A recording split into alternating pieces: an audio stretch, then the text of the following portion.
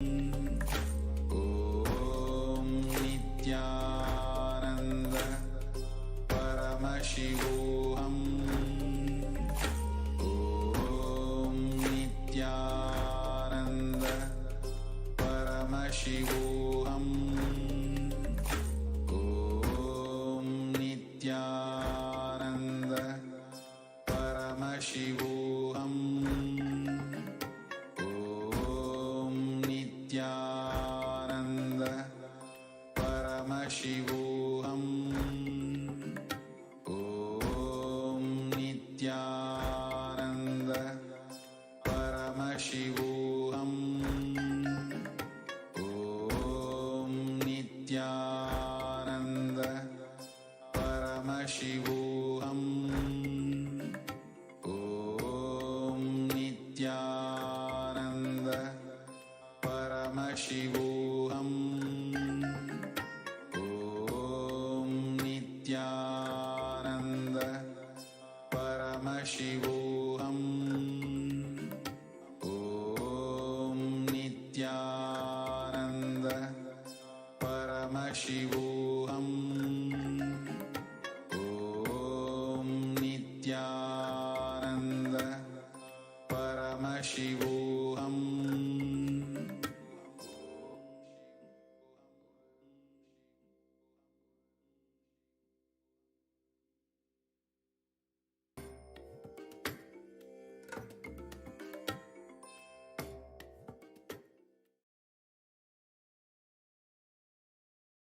Nithyanandam Paramasukadam Kevalam Jnanamurtim Bandvatitam Gagana Sadrisham Tattvamasyaadilaksham Ekam Nityam Vimalam Achalam Sarvadi Sakshi Bhutam Bhavatitam Triguna-rahitam Sadgurum Tam Namami.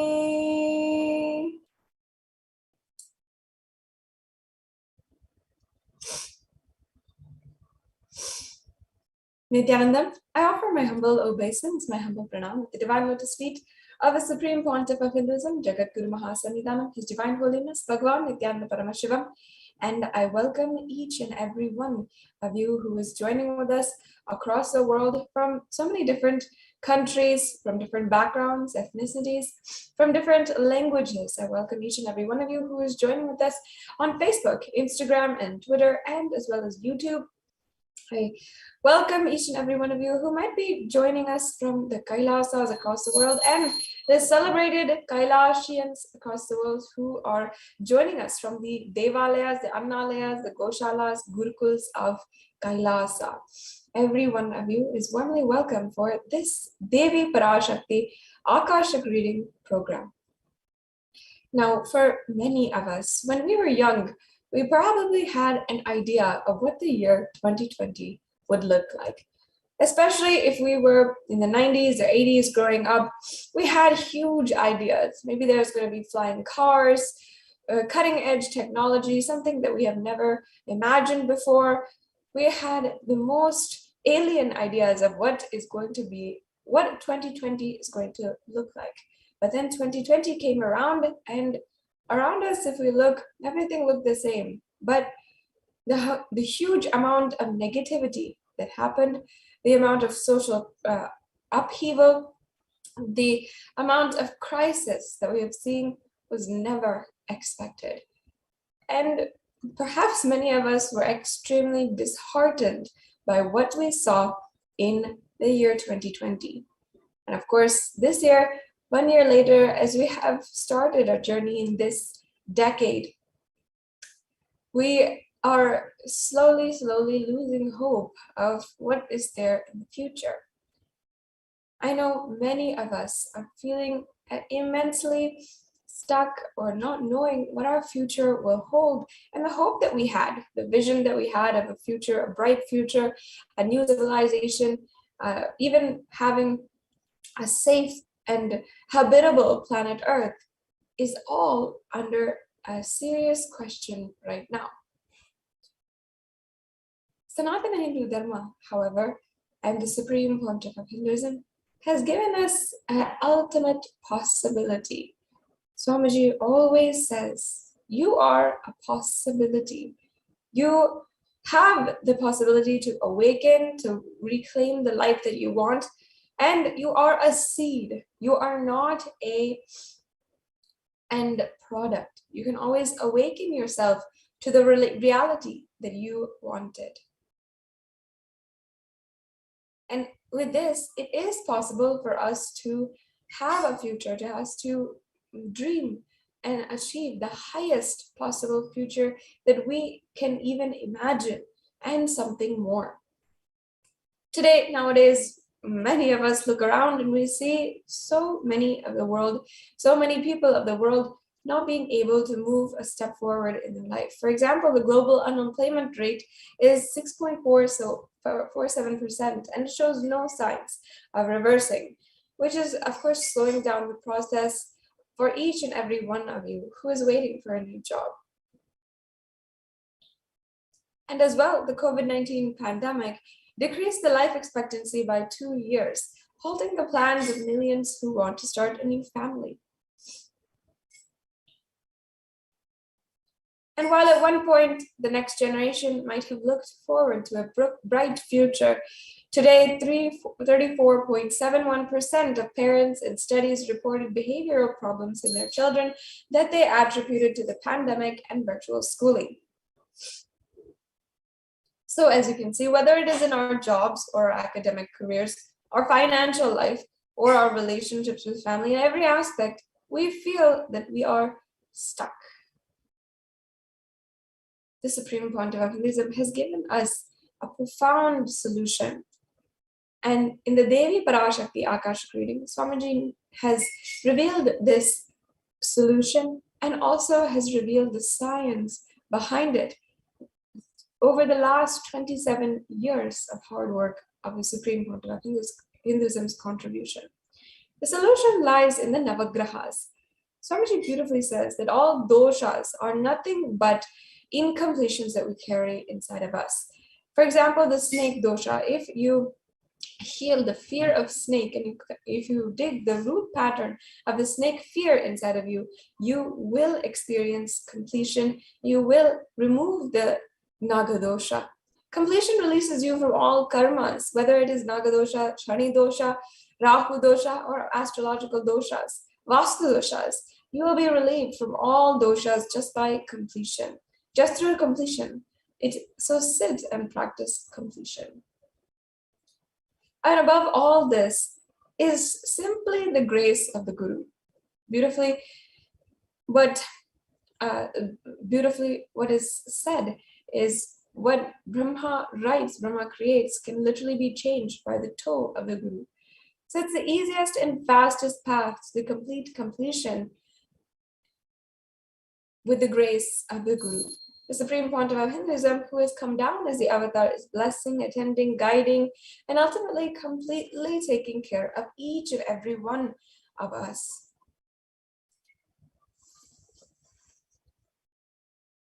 And there is a verse from the Guru Gita that tells of the fate of unfinished tasks when we surrender to the Guru.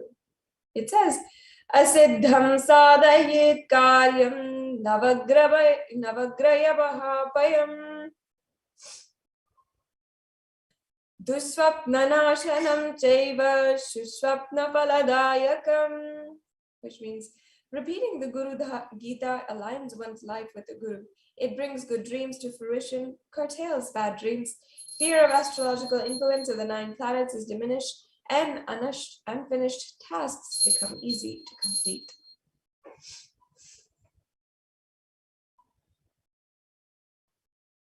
Now, over the course of the next few hours, you can ultimately transcend the overwhelming toxicity created by this raging pralaya through the Parashakti Akashic reading program. So let us be introduced now to the very being without whom we would not be able to experience this today. the Supreme Pontiff of Hinduism. The Supreme Pontiff of Hinduism, Jagat Guru Mahasannidhanam, His Divine Holiness Bhagavan Nithyananda Paramashivam, is the reviver of KAILASA, the ancient enlightened Hindu civilizational nation. And the Supreme Pontiff of Hinduism, Jagat Guru Mahasannidhanam, is the 1008th incarnation of Paramashiva and recognized by his predecessors who are enlightened masters and adepts. Supreme Pontiff of Hinduism has made the science of power manifestation, yoga, and temple-based universities as a lifestyle for humanity. And the Supreme Pontiff of Hinduism is the present-day 293rd Jagat Guru Mahasannidhanam of the KAILASA Shamala Pita Sarvagna Pitam.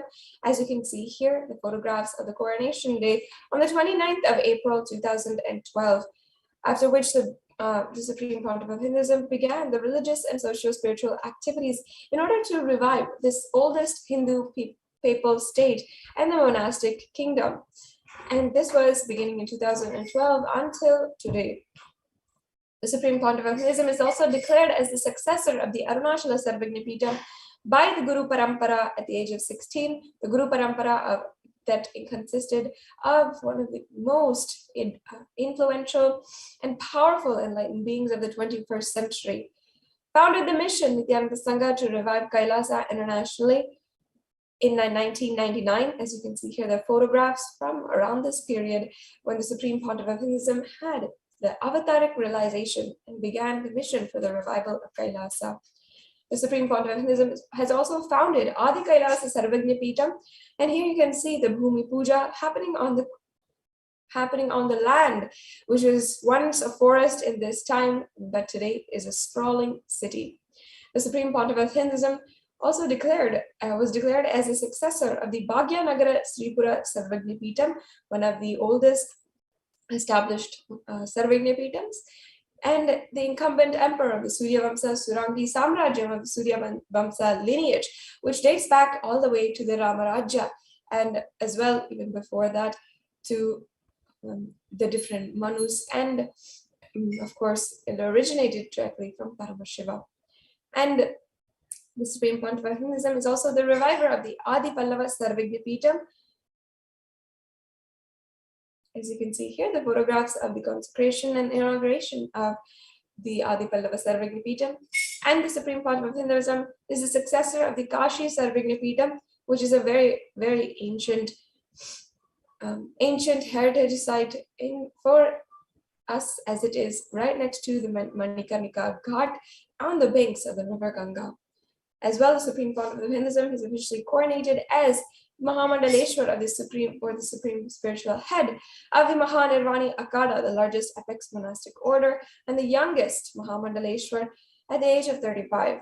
The Supreme Pontiff of Hinduism is also the Guru Mahasannidhanam of the Tanjavur Adinam, after which the Supreme Pontiff of Hinduism had begun these extremely beneficial, transformative religious, socio-spiritual activities, preserving the heritage of these ancient mathas or ancient kingdoms, ancient indigenous kingdoms. And this includes the Tiruvarur Adinam, the Vedaranyam Adinam, the Panchanadikulam Adinam, and the Tanjavur Adinam, which are some of the oldest maths in Hinduism known to date. And the Supreme Pontiff of Hinduism is also the Guru Mahasannidhanam of the Dharma Mukti Swargapuram Adinam.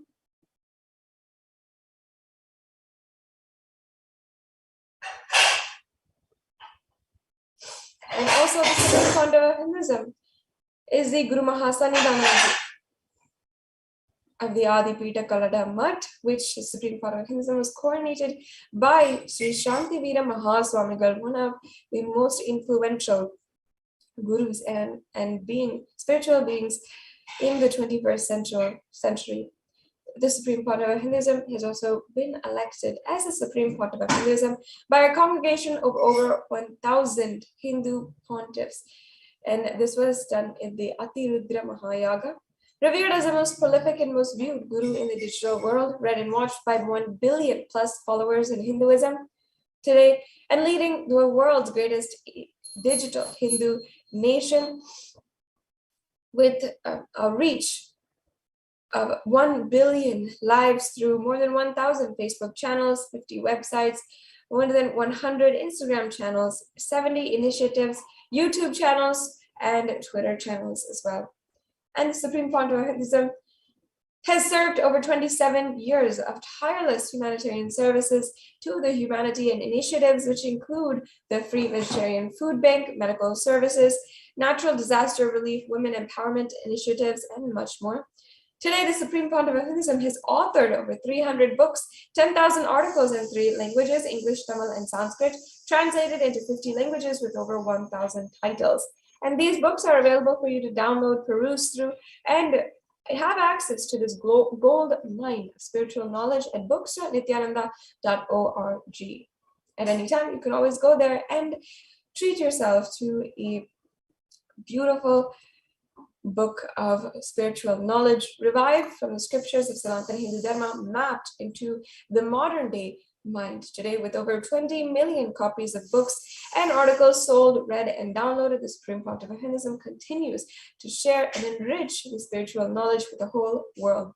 And also reviving the Nithyananda Jnanalaya, having established the Hindu library with over 1 million books, 1 million palm leaf scriptures, and 20 million digital books, and over 10,000 hours of discourses available on YouTube for you to peruse through, and accumulating over 1 billion views on social media.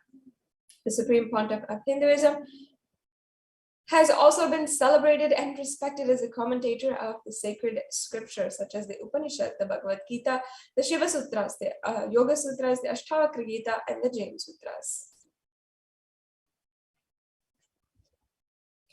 And today, the Supreme Pontiff of Hinduism is the leader of Hinduism and the most awarded internationally recognized Hindu leader, with recognition from the California State Senate, as well as the United States Senate and the US House of Representatives. And today, the Supreme Pontiff of Hinduism has also brought the Hindu persecution that is ongoing against Hindus to the international forum, and promised that for the 2 billion Hindus across the world, that he would bring the Hindu persecution to an end.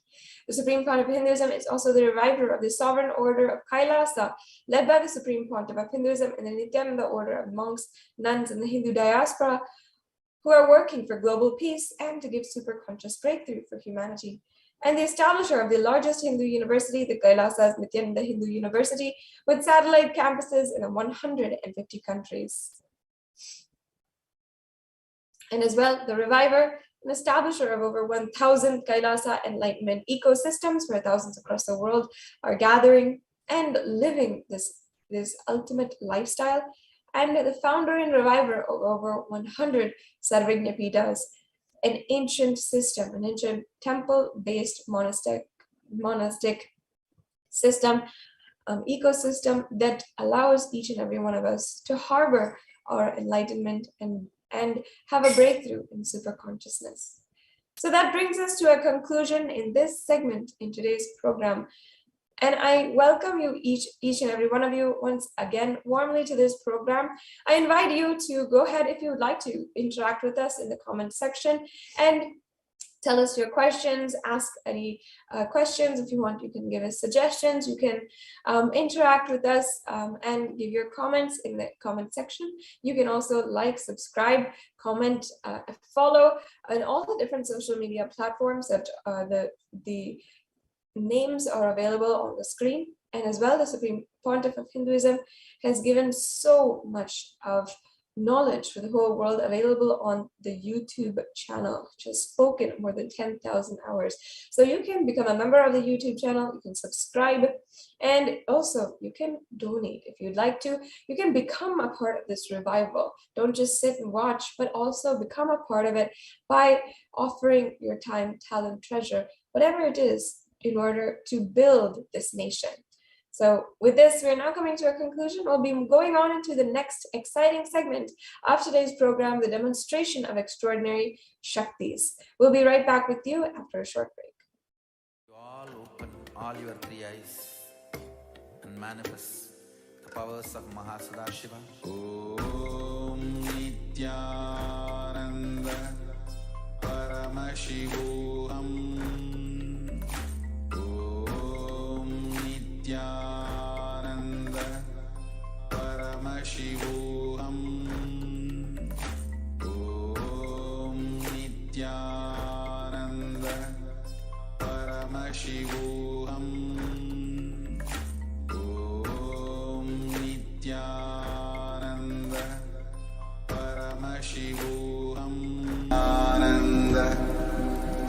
Paramashivoham, Paramashivoham.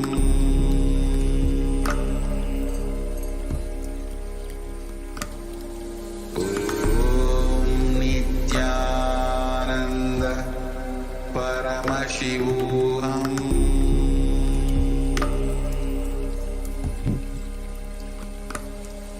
Om Nithyananda Paramashivoham.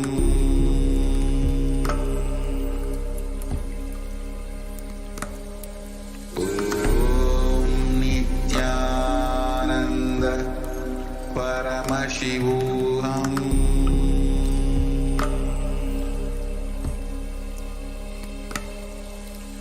Om Nithyananda Paramashivoham.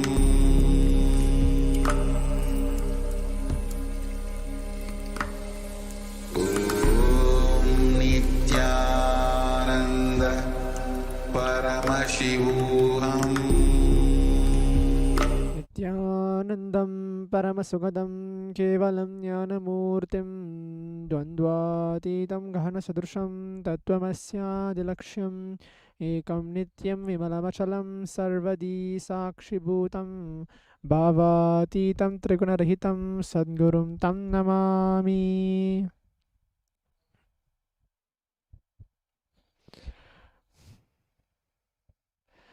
Nithyanandam, welcome to today's Manifesting the Extraordinary Shaktis of Paramashiva and Parashakti. As part of today's Power Manifestation segment, Power Manifestation Demonstration, we are going to be looking into the manifesting the powers of Paramashiva.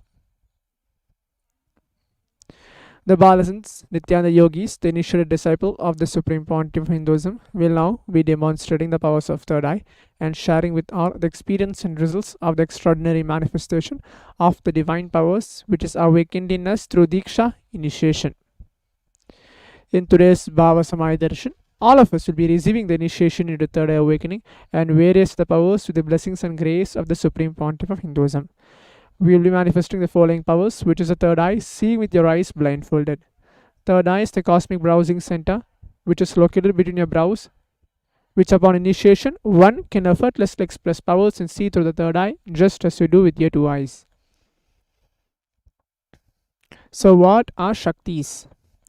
In the Vedagamas, which are the source scriptures of Hinduism, Paramashiva reveals in elaborate detail that every human being is hardwired to be able to manifest 463 plus extraordinary Shaktis, the divine powers. Shaktis are described as a system, method, and science for human beings to explore the various possibilities and powers and have access to various states of consciousness.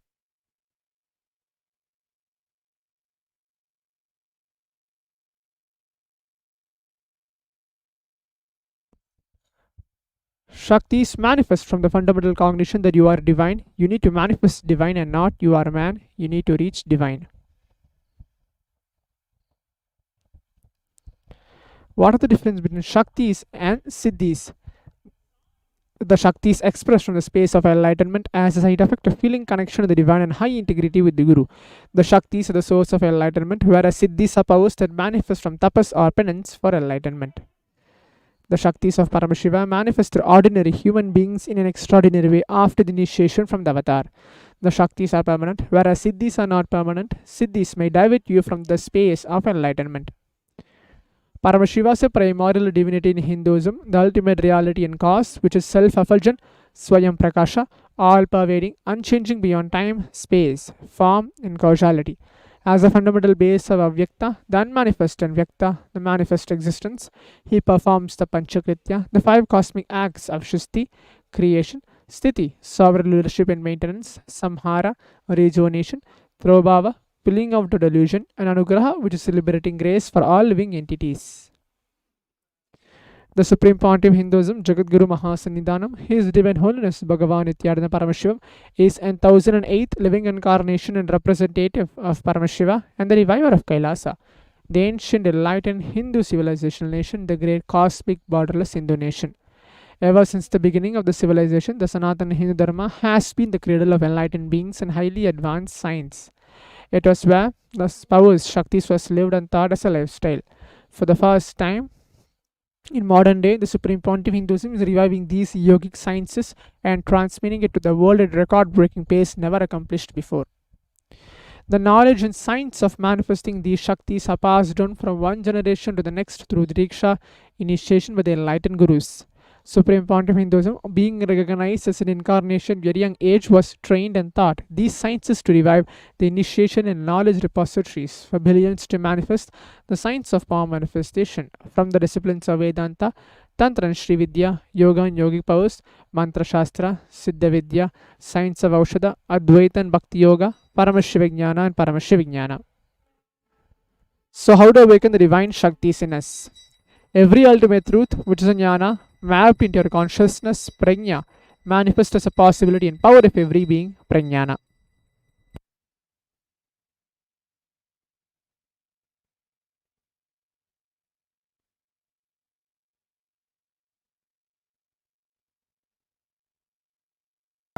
Diksha is the direct transfer of spiritual energy by an enlightened being through look, word, or touch. The traditional Vedic book Navaratneshwara states, Sarvasamapi dikshanam muktihi phalamakhanditam avirodhat bhavantyeva prasangyastu bhuktayah. The main benefit of all initiations is moksha, enlightenment. As a side effect, health, wealth, leadership, and well-being happen. And in Rudrayamala Tantra, Shiva says, Devi diksha vihinasya na siddhihi na cha sadgatihi tasmat sarva prayatnena guruna dikshito bhavet. The one who is not initiated does not attain liberation nor a better future. So by all efforts, one should get initiated by Guru. What is the science of initiation? Neuroscience has proved that the process of initiation floods the brain with energy. This is the superconscious energy of Kundalini, our own highest inner potential energy. As the Kundalini flows from the thalamus to the cortex, it sets up a powerful energy loop within the brain, which awakens the latent non-mechanical parts which we have never used before.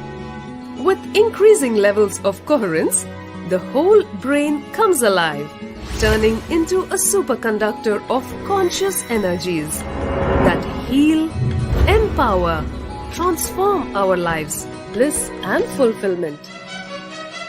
Initiation creates high awareness, visualization, creativity. It also slows the aging process and improves the immune system. Kundalini awakening, healing experience, levitation, teleportation, materialization. Experience the power of initiation through a range of exclusive programs conducted at the ashram. Nithyananda Dhyanapitham, Nithyananda Nagar, Birdi, Bengaluru. Contact 9. The science of power manifestation is authenticated through four aspects of evidence, which are called pramana. The Shastra Pramana, which are the eternal unchangeable truths revealed in the source scriptures. Apta Pramana, which are the experience and results of Aptas, are authorities of Hinduism, the Vedic rishis and scientists who have time tested and verified the science. Atma Pramana, which are the account of the Supreme Pontiff Hinduism, Bhagavan Nithyananda Paramashivam, this millennium's avatar, personal experience of power manifestation. Pratyaksha Pramana, which are called the empirical evidence from observation and scientific experimentation. Vedas are the ultimate superior authorities for Hindus. Vedas are the pure science, so the ultimate truths are explained. Agamas are the scriptures with the applied technology, the applied science is expanded. Vedas and Agamas, which are called the Vedagamas, are given the status of Shruti as they are directly revealed by Paramashiva himself. They are the ultimate, eternal, unchangeable truths. A reference cited from the Shastra source scriptures is called Shastra Pramana. Let us now get ready to witness a very unique and exciting demonstration of the power of third eye. We have the scriptural reference to manifest the power of third eye.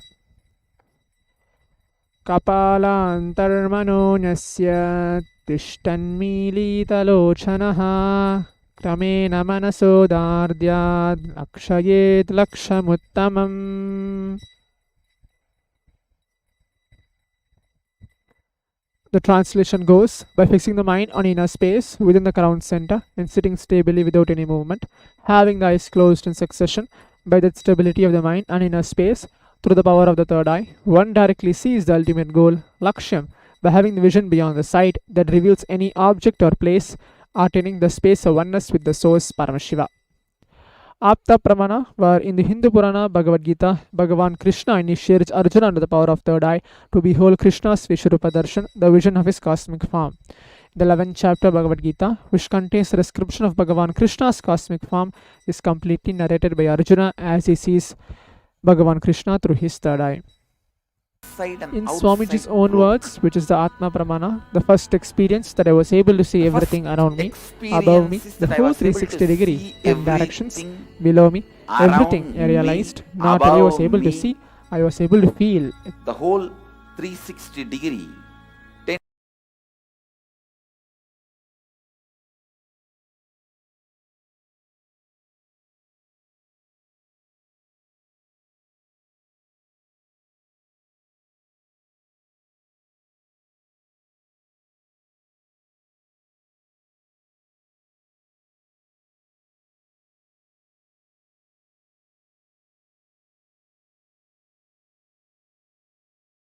And a conscious evolution by Supreme Pontiff Hinduism, Bhagavan Nithyananda Paramashivam. Swamiji embodies the most profound yogic state that surpasses all bounds of time, space, and matter. Swamiji is gifting this pure great science of third eye awakening along with many other spiritual sciences through initiation Diksha. Millions of people have been initiated by Supreme Pontiff Hinduism and are experiencing the profound results as extraordinary powers in their everyday life. Let us now witness the live Sakshi Pramana, which is a demonstration of the power of third eye with the Balasins and Nithyananda Yogis.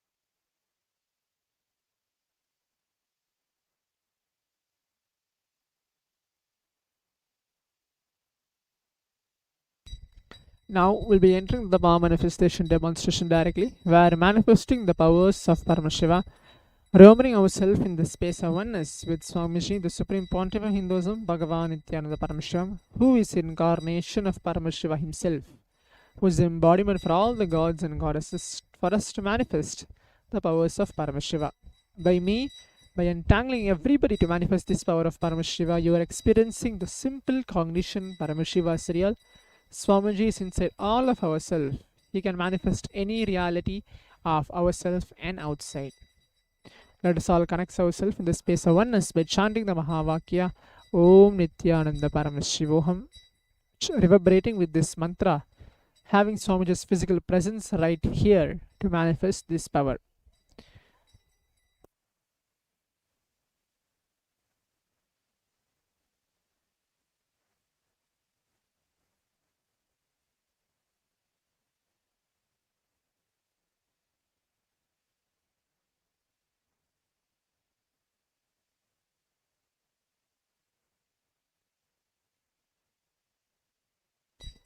Let us all chant the Mahavakya along. And remember Swamiji in our third eye, holding Paramashiva inside ourselves. Om Nithyananda Paramashivoham. Om Nithyananda Paramashivoham. Om Nithyananda Paramashivoham. Om Nithyananda Paramashivoham. Om Nithyananda Paramashivoham. Om Nithyananda Paramashivoham. Om Nithyananda Paramashivoham. Om Nithyananda Paramashivoham.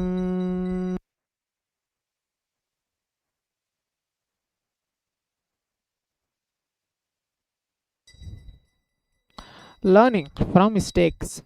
Have the courage to make mistakes.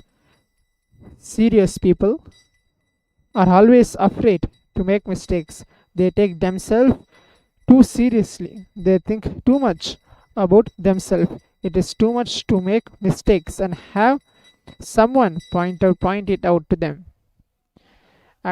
Actually, I tell you, these people who are afraid of making small mistakes and up making big mistakes, big blunders.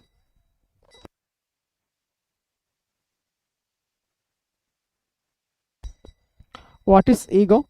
According to the Upanishads, as long as you think that life has purpose and you run behind that purpose, you are egoistic. You are egoistic person. When you realize the beauty of the purposelessness of life, you have dropped your ego. The master is one who makes you understand the purposelessness of life. Whatever you think of as being worthy now is not actually the true and worthy thing. A man with ego searches with purpose and misses reality.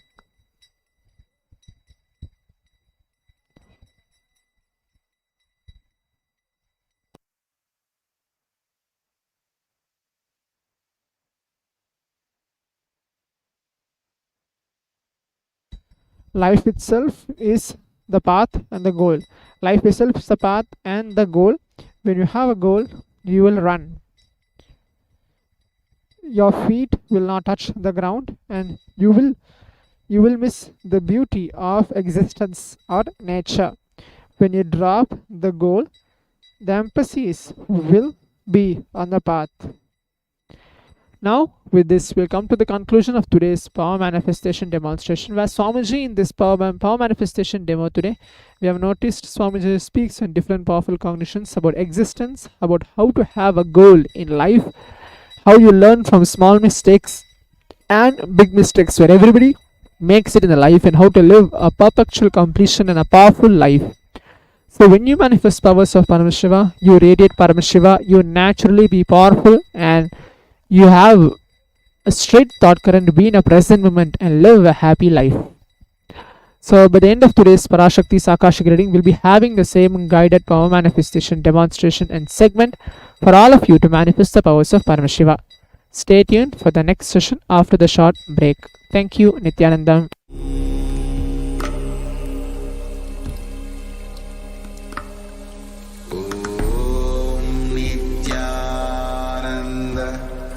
Paramashivoham.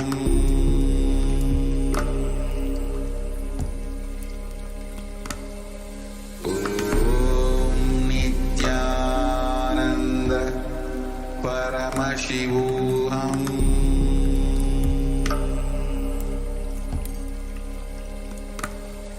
Om Nithyananda Paramashivoham.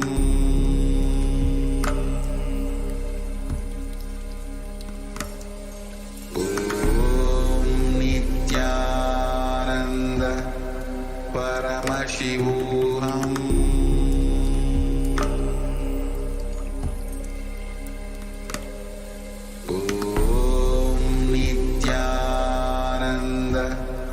Paramashivoham.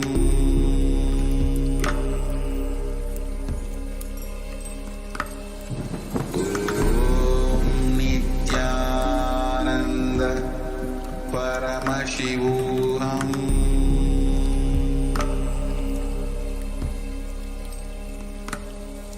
Om Nithyananda Paramashivoham. Paramashivoham.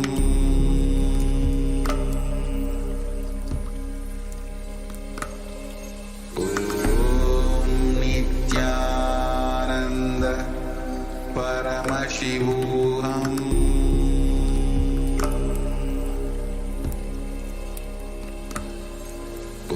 Om Nithyananda Paramashivoham.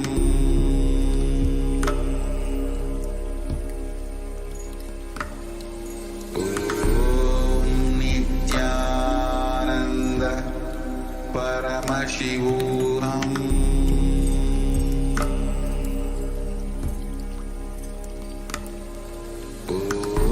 Om Nithyananda Paramashivoham.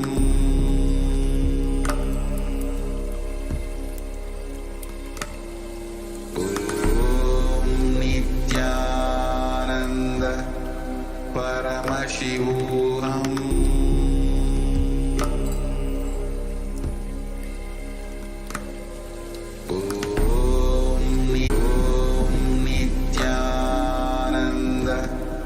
Paramashivoham.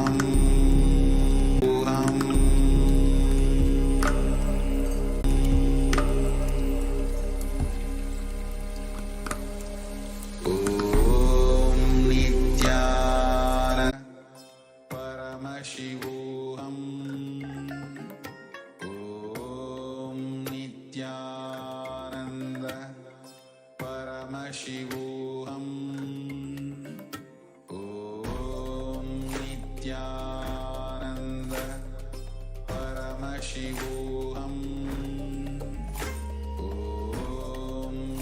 Nithyananda Paramashivoham.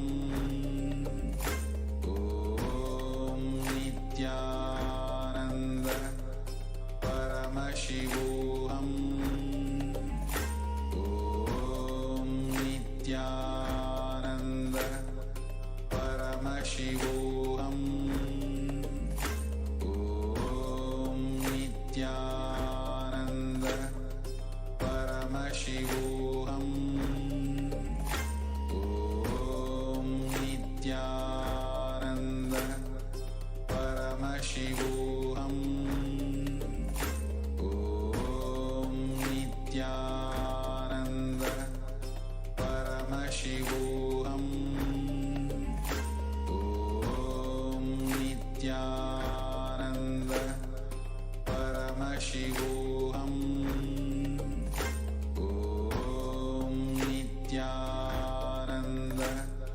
Paramashivoham.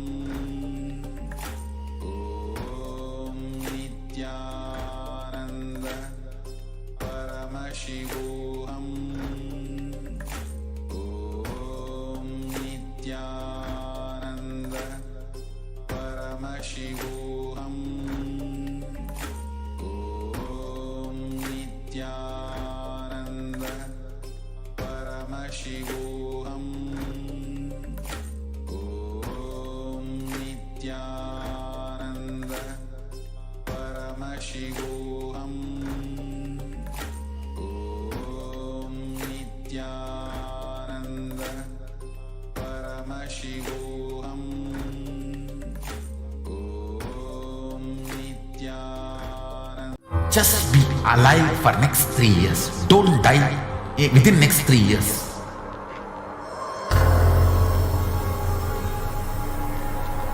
Just don't die within next 3 years.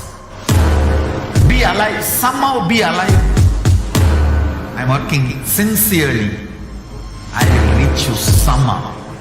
Somehow I will reach you. It's my commitment to humanity.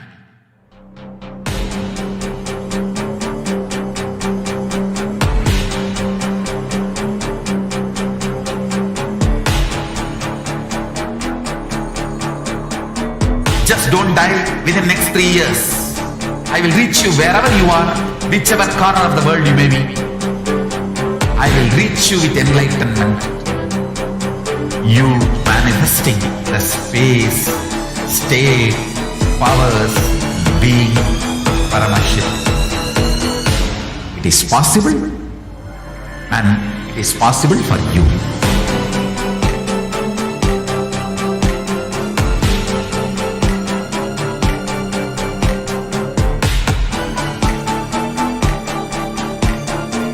Paramashiva will reach you with enlightenment science. I know he is going to do the job. Nithyanandam, welcome back to all the viewers. I hope that each and every one of you had the opportunity to be able to watch for yourselves a demonstration of Shaktis and understand this is what is possible for you.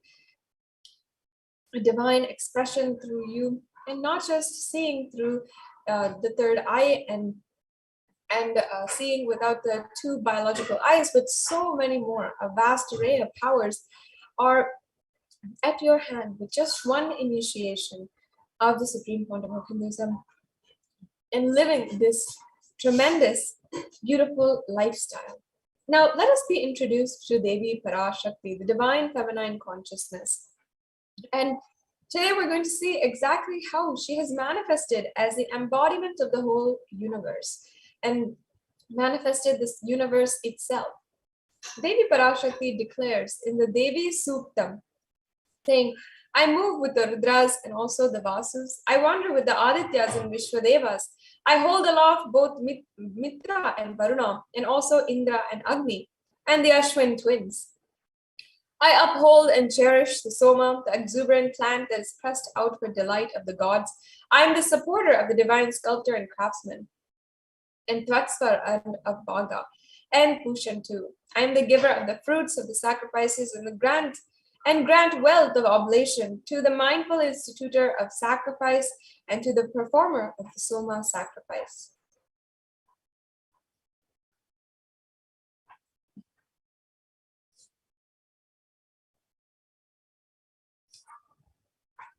Devi Parashakti continues, I am the ruling queen, the authority and a master of treasures, full of wisdom, first of those who are worthy of worship through the yajna, fire and sacrifice. It is me the Devas have instilled in many places, in many directions, with many homes for me to enter and abide in.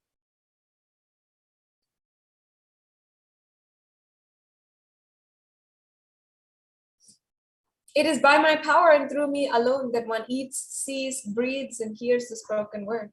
He is not aware of me, yet he dwells in me alone. Listen with concentration, O those who can hear, for I tell you what is trustworthy. Hear one and all the truth as I declare it. So Devi here is declaring herself the embodiment of all energies, the source of all existence. And that is exactly what she is worshipped, the mother, the cosmic womb, from which billions and billions of universes comes out and goes back into. She is a source where the Big Bang, the black hole, are going on. Parashakti is the source Shakti, the source energy, the source power from which all of us have come, from which all of us are in even right now, and which all of us are going to merge. Devi is described by Paramashiva in the Kamikagama and expanded by a great saint called Tirumular as Bhuvanai Brahmanda Yoni. Bhuvanai means goddess of the whole universe. It's called Bhuvanai. Bhuvaneshwari is called Bhuvanai, and her Brahmanda Yoni, the cosmic womb from on all of us came. So this represents the whole energy.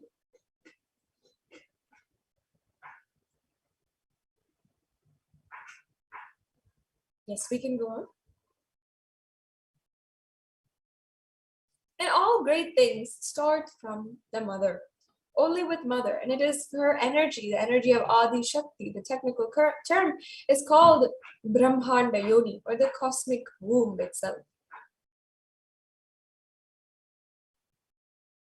And today, out of her extreme love and compassion, Parashakti herself is manifesting through the Supreme Quantum of Hinduism, attending to us, answering all of our questions, giving boons, healing us, and revealing our past, present, and future, delivering profound spiritual truths, and ultimately giving us the experience of Paramashivoham itself.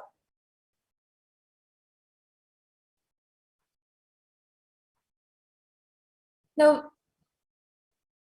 today we are understanding Devi Parashakti's revelation on the Navagrahas. One day, I think it was in June, as we were all sitting for the Devi Parashakti Akashic reading, Devi Parashakti had begun to reveal in very powerful secrets on the Navagrahas, and how connecting with the Navagrahas is a powerful solution for each and every one of us as we are feeling so stuck in this Pralaya right now.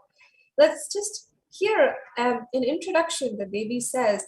Devi Parashakti had said at that time that literally had powerfully given us an initiation to meditating on the Navagrahas. The words the Devi Parashakti said was, take the Atma Linga and keep in your Sahasrara Chakra and meditate on the Navagrahas, who are the manifestation of Paramashakti, Parameshwari. Connect with all the Navagrahas now. All the grievances will leave, the powers of the Navagrahas will get manifested in the form of the sound of the Navagraha Sukta. Anai Parameshwari, Parashakti, Paramashakti, Navagraha Nayaki will manifest in all of you for the great grace of the Navagrahas to overflow in you. She will do good grace. And Devi Parashakti continues on.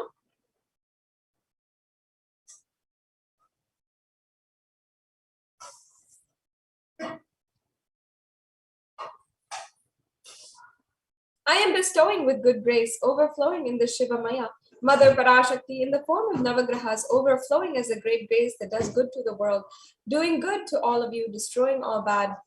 Mother, I am bestowing with great grace, as Sarva Mangalamai, Sarva Mangala Swarupini, clearing all the Grahadoshas, entering your being in the form of the Navagraha Sukta, doing all goodness, freeing all of you from Maya and Pralaya.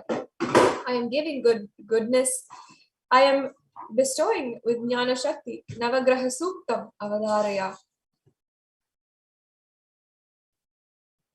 Now, the Supreme Pontiff of Hinduism has given us a very sacred secret of how we can best receive the Devi Parashakti Darshan. Swamiji beautifully guided us. Do this Panchabhuta Yoga whenever you want to ask a question to Devi Parashakti and receive the answer. On that day, you do the Panchabhuta Yoga, means apply the anthill mud on the body and take bath, not any other chemical. That is the earth element. And then Swamiji goes on to explain the other elements involved in this Kriya. You can drink only water and don't eat, drink anything other than water. When you come for Parashakti Akashic reading, at least for a few hours, at least 10 hours beforehand, prepare yourself. Drink only water. The fire in your stomach should be allowed to burn without any food dumped on it. It should be pure fire. And you can chant the Omkara and intensify it, or Mahavakya or Ajapa Japa. But pure fire, no food, pure fire should be encouraged. Swamiji goes on and says, just be in the free air, the open space, breathing the whole sky, or at least for a few hours before the session, and intensely unclutch to get the power of space, Akasha. Akasha is an intense energy, just like the Bhutas, like earth, water, fire, air. The Akasha also lives, is pure consciousness, intelligence, and living energy. Once you start unclutching, you manifest Akasha energy and consciousness inside of you.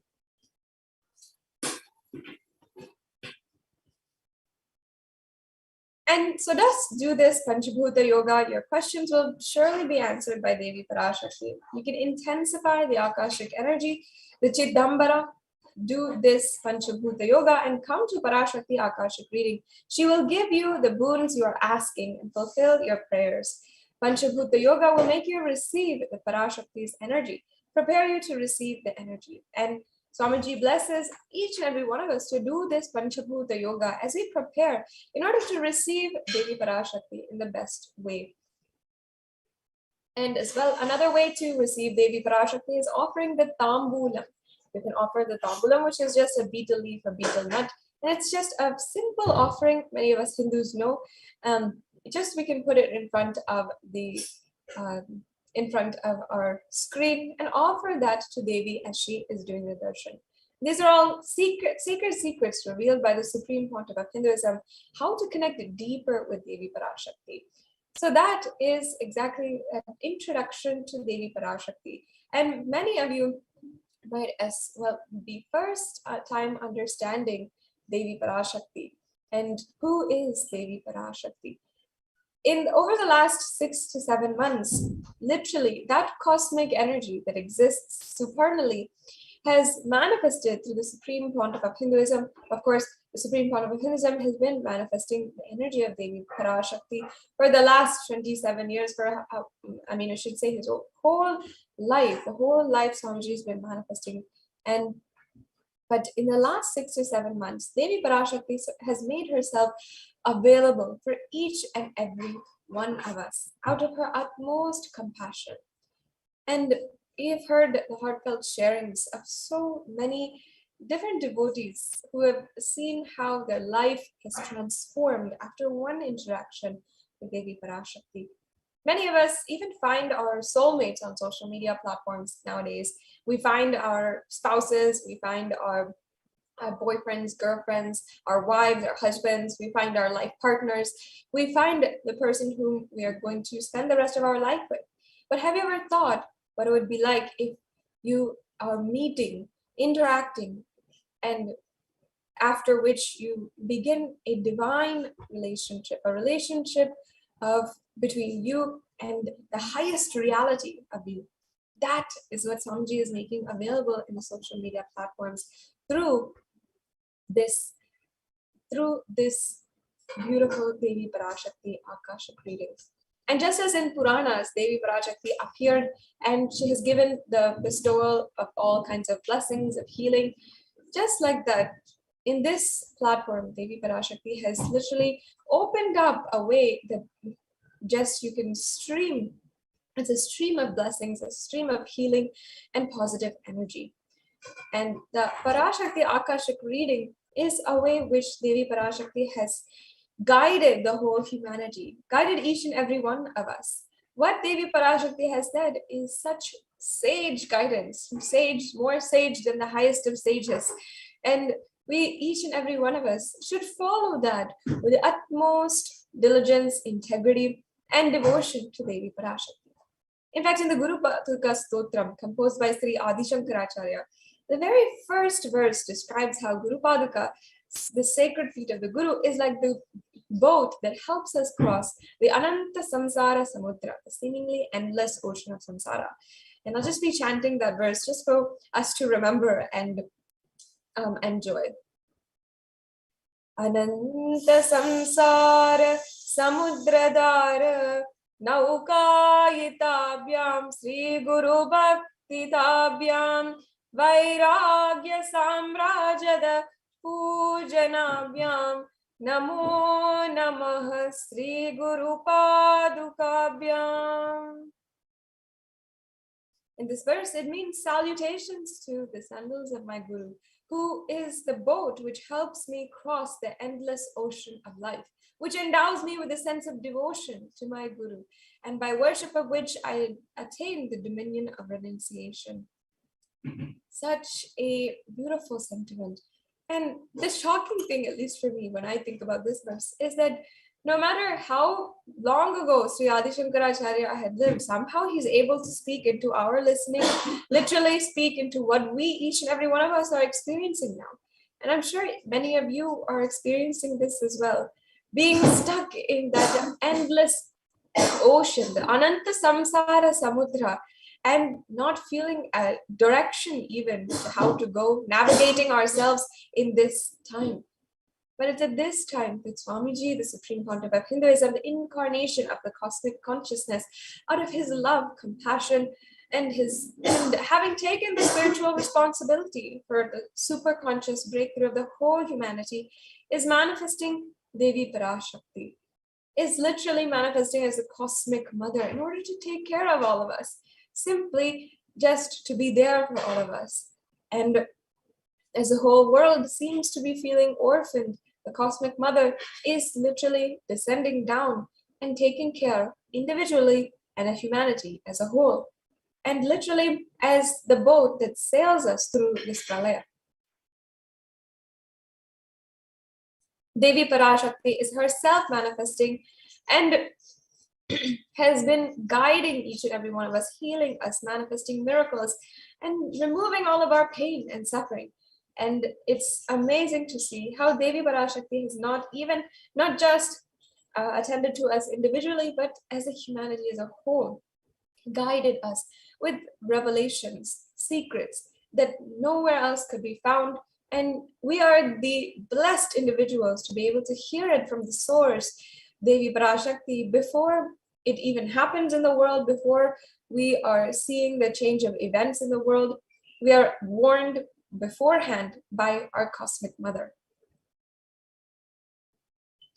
And Devi Parashakti has given us the revelations in the form of sacred secrets, such as the secrets behind neem flower and so on, and also showing us the future regarding the global issues, COVID pandemic, natural disasters, such as the sea levels rising, and even the twisted human conspiracies and underground wars, which have not yet surfaced to common knowledge as yet. So in this segment, we will be elaborating on the statistical, the scientific, and the scriptural references of each sacred revelation, and the guidance emerged from Devi Parashakti, especially on how people are feeling stuck across the globe in every walk of their life, and how meditating on the Navagrahas is a solution to getting out of feeling stuck. And we'll be entering into this segment by understanding statistically, based on the data which has been presented and collected over several different sources, and how exactly we are feeling stuck. But before that, let us first watch Devi Parashakti's revelation of the 23rd of August 2021.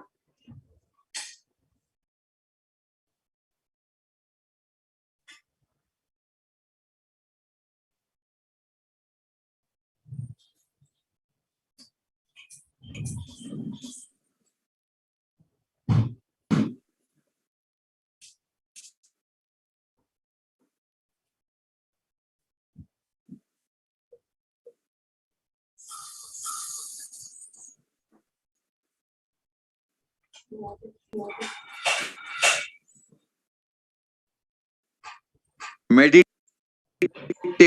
on Navagrahas. They will remove your feelings stuck. Listen. Feeling stuck in the life is due to pralaya. Everyone all over the world is feeling stuck in the life. Meditate on Navagrahas. Connect with Navagrahas. Pray to Navagrahas. You will be free from the suffering of feeling stuck and insecurity. Om. Om. Now Devi Parashakti.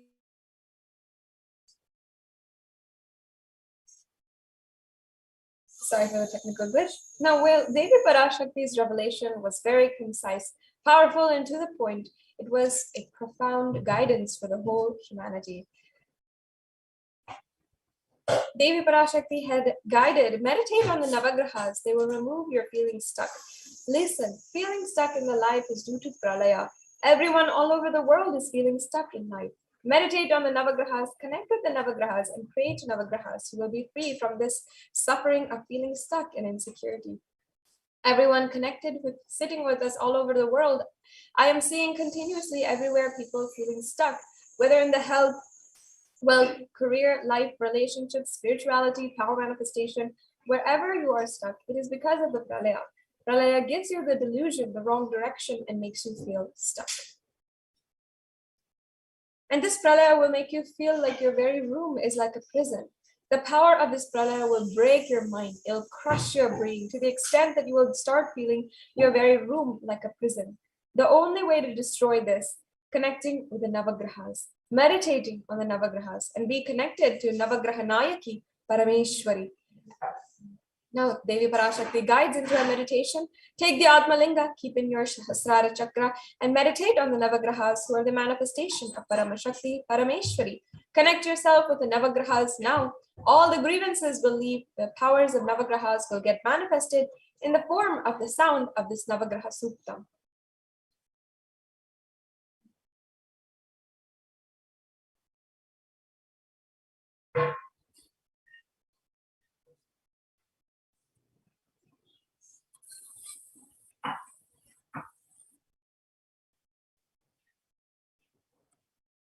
And Swamiji continues, Devi Parashakti continues, Annai Parameshwari Parashakti Paramashakti.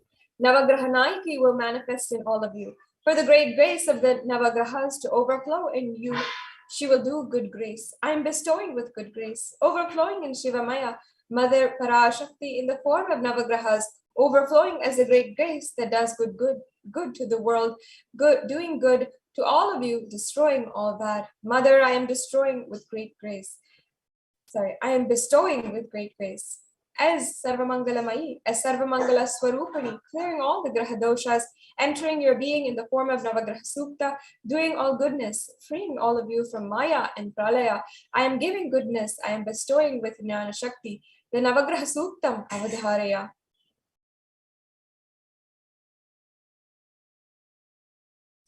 Now, we'll be entering into this segment with a few of these statistics, seeing scientifically how we actually are feeling stuck. And many of you might be familiar, many of you might not be, especially since considering we are all in our silos right now, continuously being isolated from everyone else, not seeing the reality, and perhaps even thinking that we might be going through something by ourselves.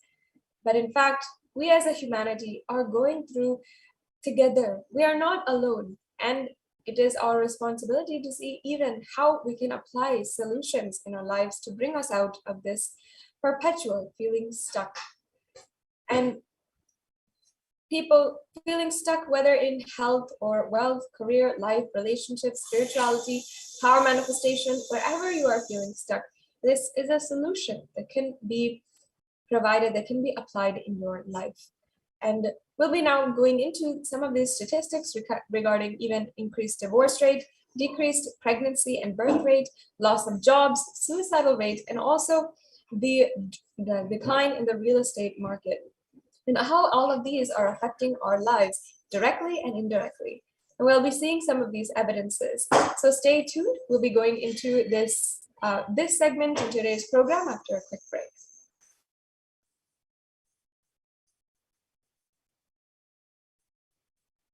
Just be alive for next 3 years. Don't die within next 3 years.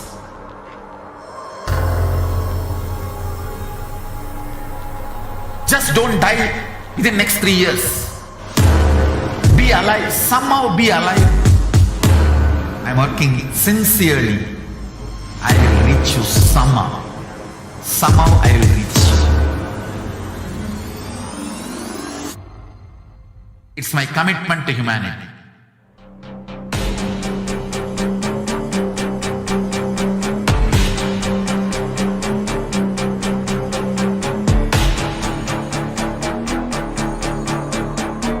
Just don't die within next 3 years.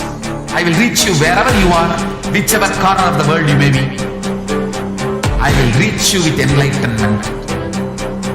You manifesting the space, state, powers, being Paramashivoham.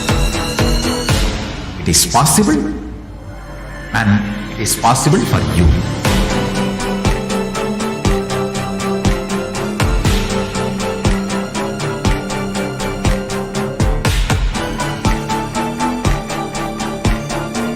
Paramashivoham will reach you with enlightenment science. I know he is going to do the job. Just be alive for next 3 years. Nothing else. Just be alive for next 3 years. Don't die within next 3 years.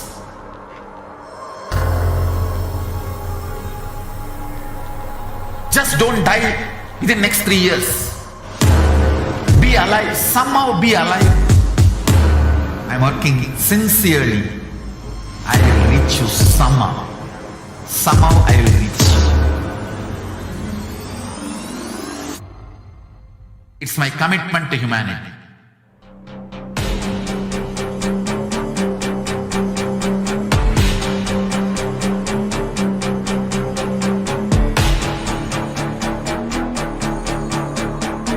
Just don't die within the next 3 years. I will reach you wherever you are, whichever corner of the world you may be. I will reach you with enlightenment. You manifesting the space, state, powers, being, Paramashivoham. It is possible, and it is possible for you.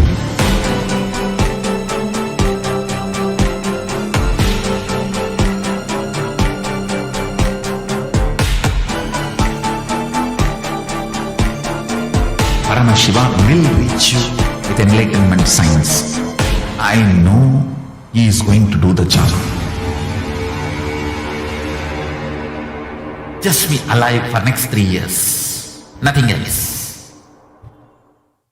Just be alive for next 3 years. Don't die within next 3 years.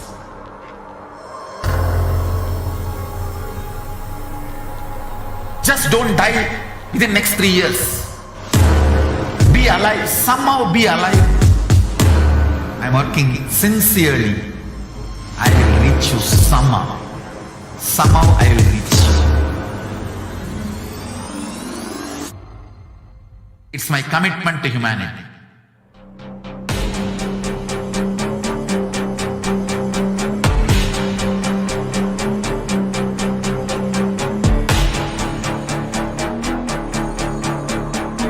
Just don't die within the next 3 years.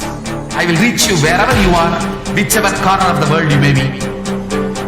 I will reach you with enlightenment. You manifesting the space, state, powers, being, Paramashivoham. It is possible, and it is possible for you.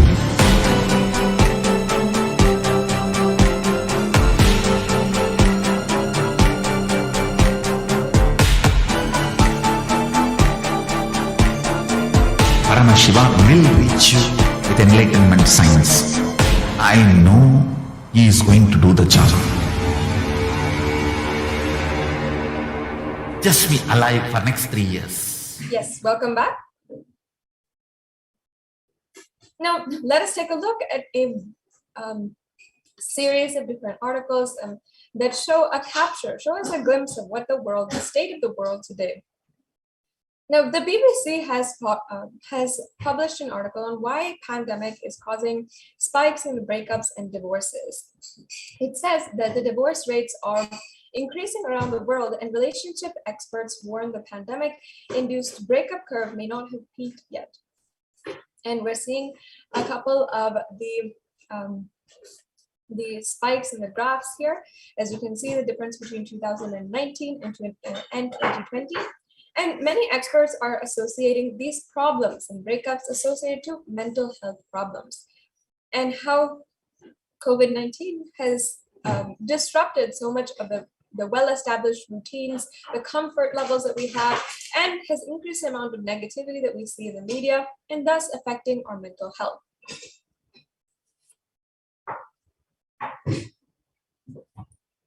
And leading British law firm Stewart's logged a 122 increase in inquiries about divorce from July to October compared to the same period last year.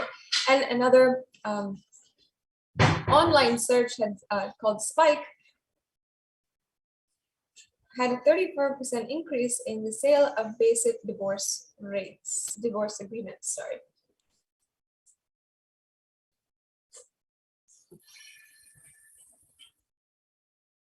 And as you can see, we also have an infographic here that tells us from the 25th of March to the 13th of April, in just a span of less than a month, how there was an increase of 57% of the divorce agreement sales in just 3 weeks into the quarantine. and how just this 3 weeks made so much of a big difference. For couples, the increase in mental health problems linked to the pandemic is, of course, playing a role in breakups. Relationship experts are also saying that people who have not experienced any kind of problems, or even were stable households and dynamics, were also susceptible for being a little bit shaken during this time, especially because, as I said, the well-established routines are being disrupted, and that comfort, the stability and rhythm that comes from the routines is broken. This is explained by Ronan Stillman, a psychotherapist and spokesperson of the UK Council for Psychotherapy. And also there's a new buzzword that people are using. Languishing is a COVID buzzword as people are feeling stuck in the waning days of the pandemic. This is from people.com, which is saying that languishing is the latest COVID buzzword as people are feeling stuck, and languishing is a void between depression and flourishing in an absence of well-being. This is by psychologist Adam Grant, who wrote in the New York Times.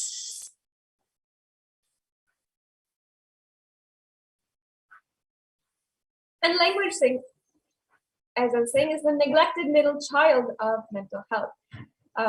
This is Adam Grant, who was the Wharton School who was professor at the Wharton School at the University of Pennsylvania, and also who is a TED Talk host, and who has written extensively about this and researched it, and says that it's a void between depression and flourishing, the absence of well-being. You don't have symptoms of mental illness, but you're not quite the picture of mental health either. You're not functioning at full capacity. And in another paper from 2003, Keyes said that languishing is more prevalent than major depressive disorder, and those suffering from it are devoid of positive emotion towards life and is not functioning well either psychologically or socially, and has not been depressed during the past year. In short, he added that languishers are neither mentally ill nor mentally healthy. Instead, they're stuck in a purgatory between the two, and at risk of moving towards becoming mentally ill without further intervention.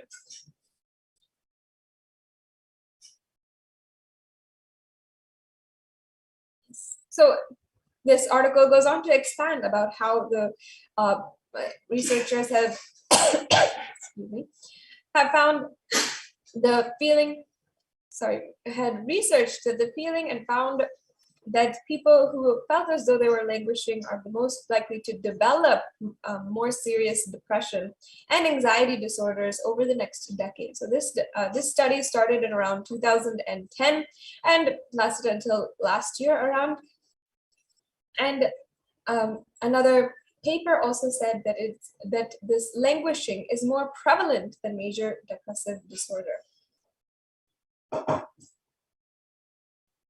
Another indicator that we are seeing of our whole society being stuck, just as Devi Parashakti has answered in excuse me. Yes. So another indicator is the birth rate. There has been a decline in pregnancy due to the pandemic. And in the past 35 years, this is the fewest birth rate, the fewest number of births that we have seen in the last 35 years. And a study by Brookings Institution think tank estimates 300,000 fewer babies in 2021. And an article by BBC, it's saying that this is not a baby boom in the United States, but a baby bust. And what these researchers are associating this baby bust to, quote unquote, is to the turbulent labor market that has been disproportionately hurting working women. So last year, women slightly outnumbered men in the workforce, but their labor market participation has now dropped 57%, which is the lowest level since 1988, according to the National Women's Law Center. And that is why we're seeing 300,000 fewer babies that are likely to be born in 2020. Devi Parashakti has continued to keep reminding human civilization that the effects of COVID-19 are not going to stop, and that it's not just stopping with people losing their lives or irreversible effects on health, or the destruction of our health institution, but also the effects, it will affect the livelihood of people. This effect is felt in our economy, mental health of the human being, and the social structure tumbling down. We also have an infographic here that tells us that 50% of students are still affected by school closures, and 30% less investment in clean energy transition has happened, and 135 million people have been pushed into poverty and are estimated to be pushed into poverty by 2030.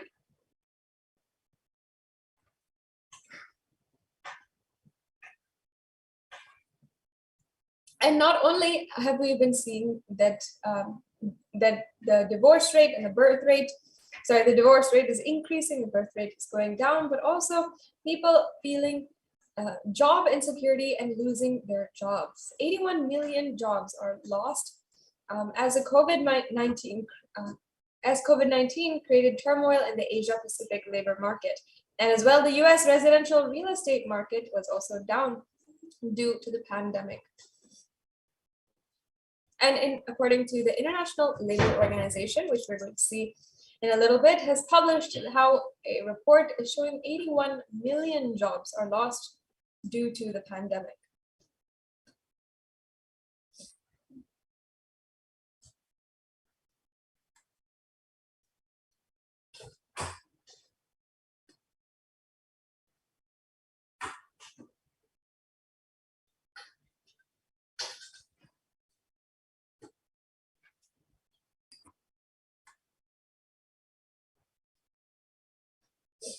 And the pandemic leads to huge reduction in working hours, reverses job growth, and pushes millions into working poverty. So as you can see, the International Labour Association or Organization is publishing a report of 2020 where 81 million jobs were reported to be lost.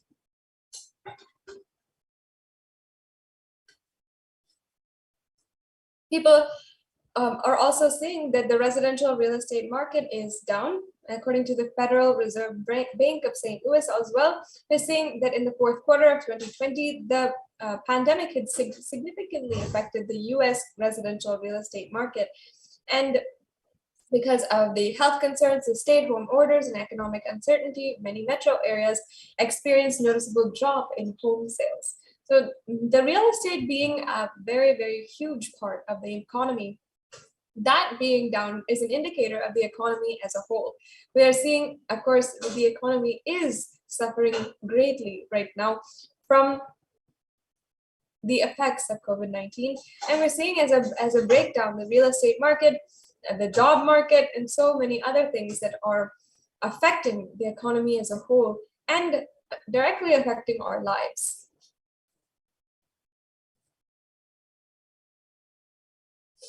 Now, above all of these things, we're seeing at a shocking level the amount how COVID pandemic has exacerbated the suicide risk factors. And this is one of the reports from the Pan American Health Organization. And it has also been seen that emergency department visits for suspected suicide attempts among US girls from 12 to 17 have increased during the COVID pandemic. And from February to March of 2021, there was a 51% increase in the number of emergency department visits from the same period last year. So from 2020.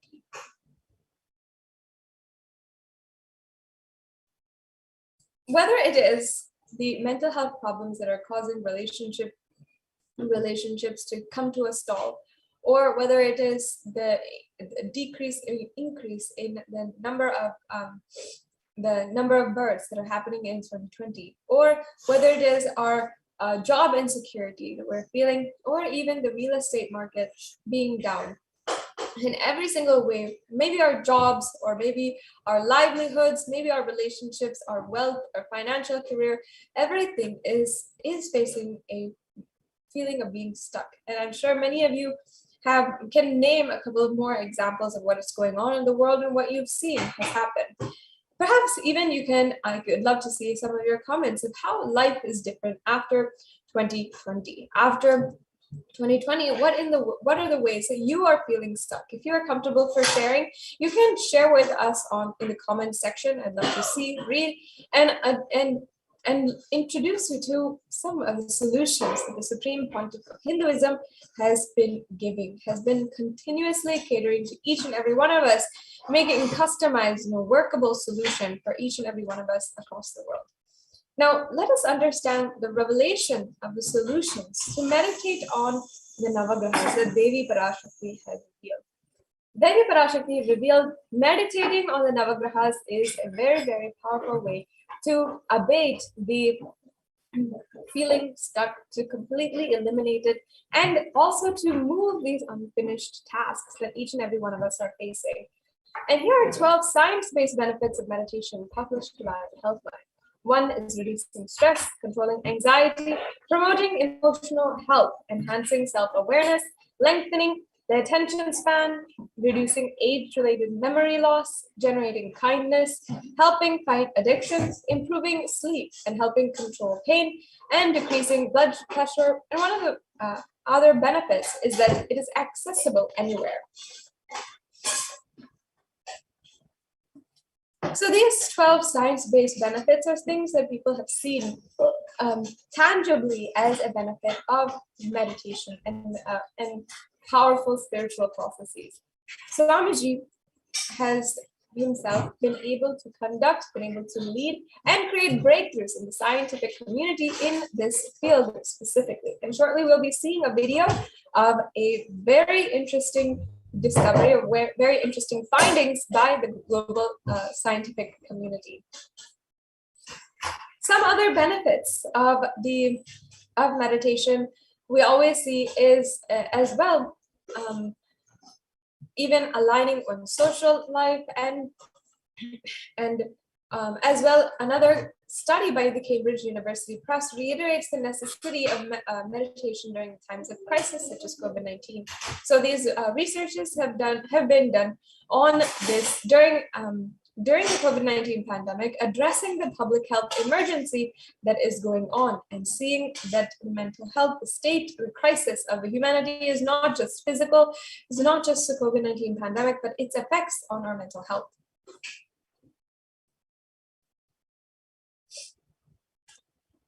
So the prayer and spirituality also protects our emotional health.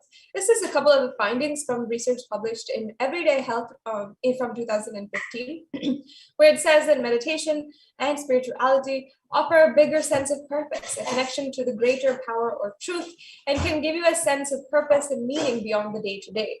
It can provide social support. Through practicing your spirituality, you may become involved in a community of like-minded people. It can lift the spirit, especially when we are singing music and dancing. This has positive effects on our emotional health, and it's always a beautiful way to relieve so much of stress and burden that we all feel. And it also helps in coping with difficulties. Many of us have unexpected negative events coming on our way and disrupting our entire plan of life. And many of times, this is why we feel stuck. It's because something happened, and after that, we don't know how to move forward. Meditation and praying helps us in this way, helps us cope with these extremely difficult times. A September 2015 report published in Health Psychology found that even researchers when they had followed 191 people who had congestive heart failure for 5 years, they found that the people who were feeling spiritual peace and who had also made healthy lifestyle changes were significantly more likely to live longer than their peers. So this is a study that was done very tangibly as well. And as I was saying, the Supreme Pontiff of Hinduism himself has directed, conducted, and led a research not into anything else but his own brain. Have you ever wondered what it would be like to glimpse inside a brain of an enlightened being? In this short video, we're going to see a conference of the doctors and the researchers who are able to do so, who had a glimpse and are coming back with their findings of what is going on when the avatar is in meditation, when the avatar is in samadhi, and what it means for all of us. What is the possibility that lies in store for all of us? Let's now watch this video.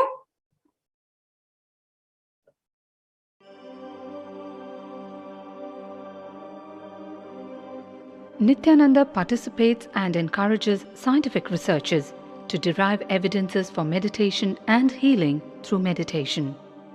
Dr. R. Murli Krishna, President COO, Integris Mental Health and James L. Hall Jr., Center for Mind, Body and Spirit, Oklahoma in US, and his team invited Nithyananda to derive scientific evidences for meditation and the state of his enlightenment. When Swamiji came, I have requested him to do one thing. I asked him, would you be willing to undergo some scientific investigation of the meditation process? He very cheerfully agreed without one complaint. He went for 3 repeat sessions for PET scanning and 3 repeat sessions for quantitative EEG sessions. And these are really not very easy tests to go through. It requires a lot of patience and a lot of willingness to do that. So we did that, because if a meditation process is doing something to your brain, we should be able to detect that. Scientific findings are verifiable. They're replicable. You can replicate them, duplicate them. So Swamiji went through those sessions and we found some interesting findings. In PET scan, they inject a radioactive dye which goes and sits in parts of the brain that are active. In the normal, non-meditative state, the brain is very active. And when we are seeing someone, the rear end of the brain, the visual cortex, is very active, as shown in the diagram. Usually the brain is so active, there are 100 billion brain cells there. But what meditation does is something very interesting. It shows the frontal lobes getting more active. The frontal lobe is where you have judgment, wisdom, reasoning. Here are some of the brain scans I'm going to share with you. This is alert, non-meditative state. The second one is 30 minutes into 30 minutes meditation. Look at the frontal lobes, how they light up. They light it up big time. 60 minutes of deep meditation, and here is a deep, deep level of meditation where it lights up significantly right here. Right in the middle, probably 1.5 inches, 2 inches deeper.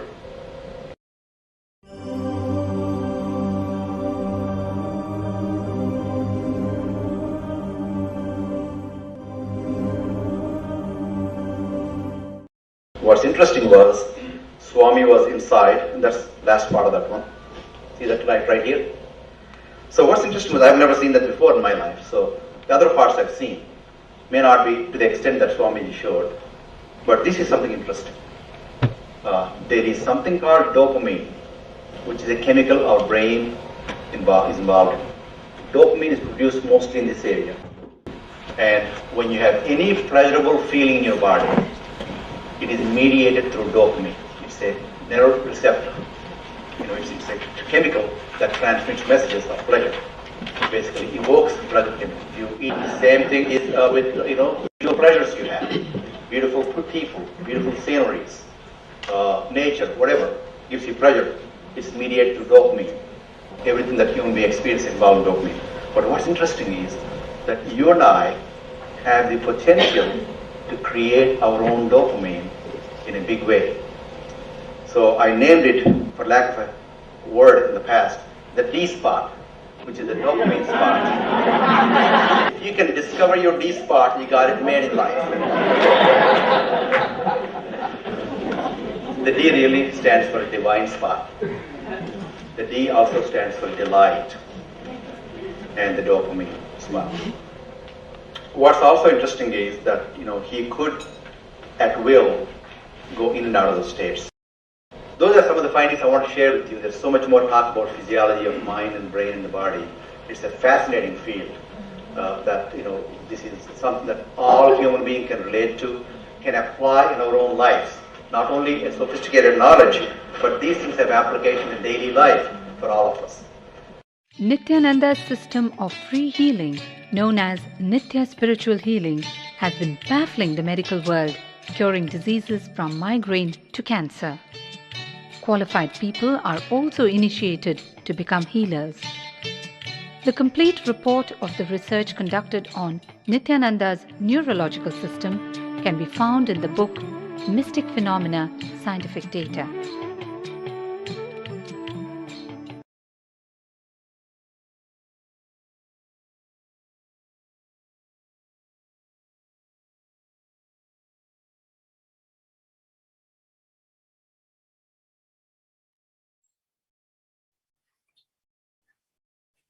Yes, I know that was a very riveting conference that Dr. Sri Murali Krishna has conducted, and this was in 2005, after which the Supreme Pontiff of Hinduism has conducted several other experiments, and conducted meaning even has been the main subject, and also has led and has brought to the world reviving a bridge between spirituality and science.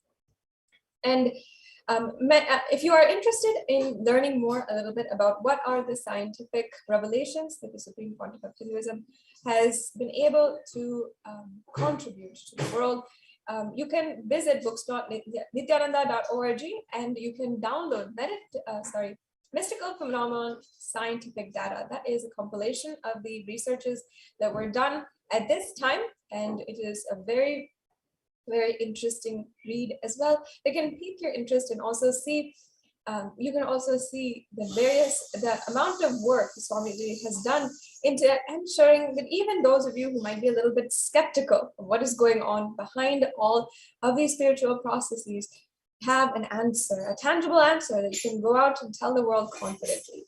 Now let us understand a breakthrough understanding of how prayer can be used to bust your stress. How is the best way to bust your stress?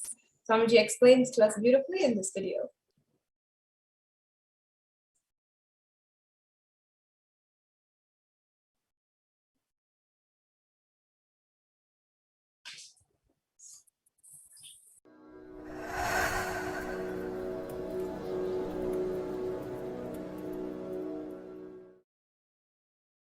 If you are not allowed to do yoga, made to believe early morning sleep is the best thing in your life, you are tortured, you are abused, your divine rights are violated.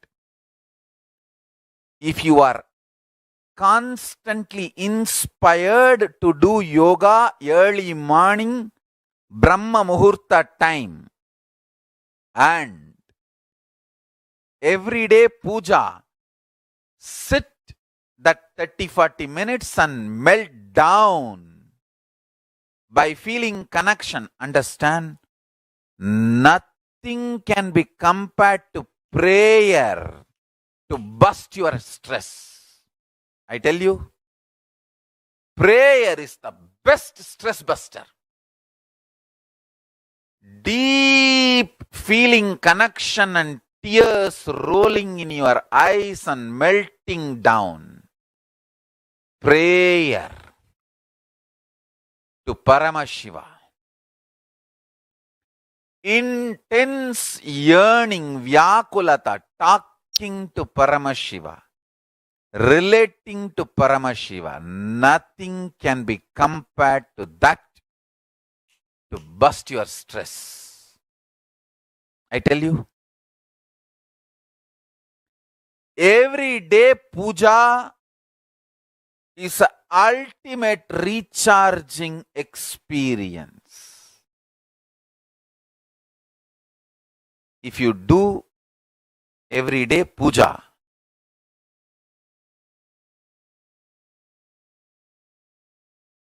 the kind of the stress-free life you will live, your whole biological clock will be aligned to KAILASA. I tell you, I have seen The people who have the habit of Nitya Puja live long. Not just long, happy. In my whole life, it is Nitya Puja, Puja, that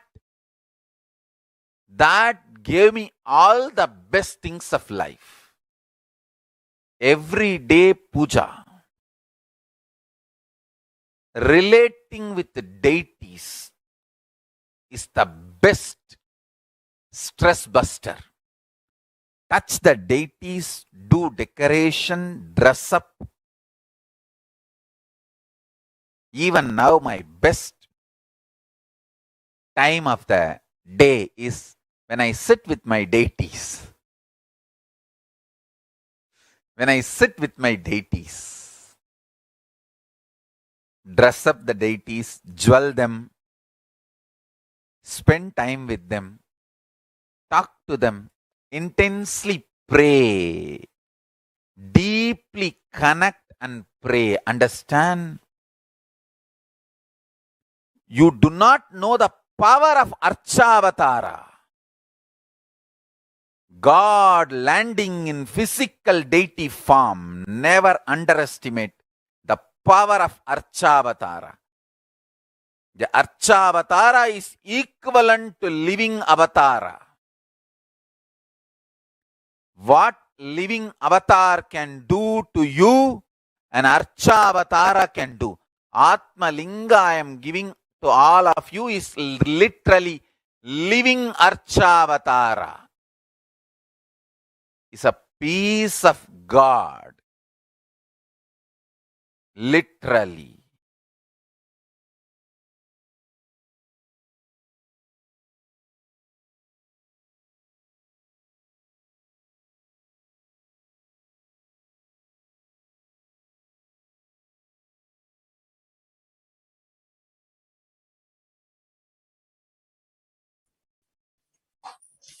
Yes, let's now move on.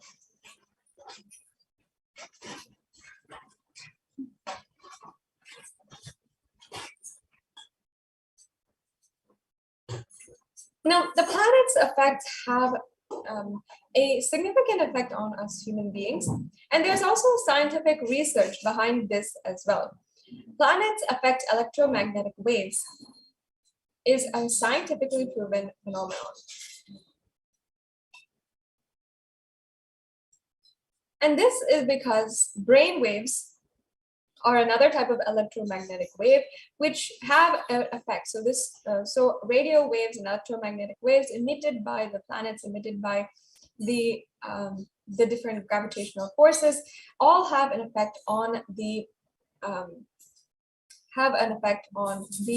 brain waves. So in March of 1951, an American radio engineer, John H. Nelson, discovered that there was a degradation in the propagation of radio waves with respect to different position of planets at different angles. So what does radio waves have to do with humans? Radio waves are, as we know, is a form of electromagnetic waves. And even a human brain emits electromagnetic waves, which are better known as brain waves.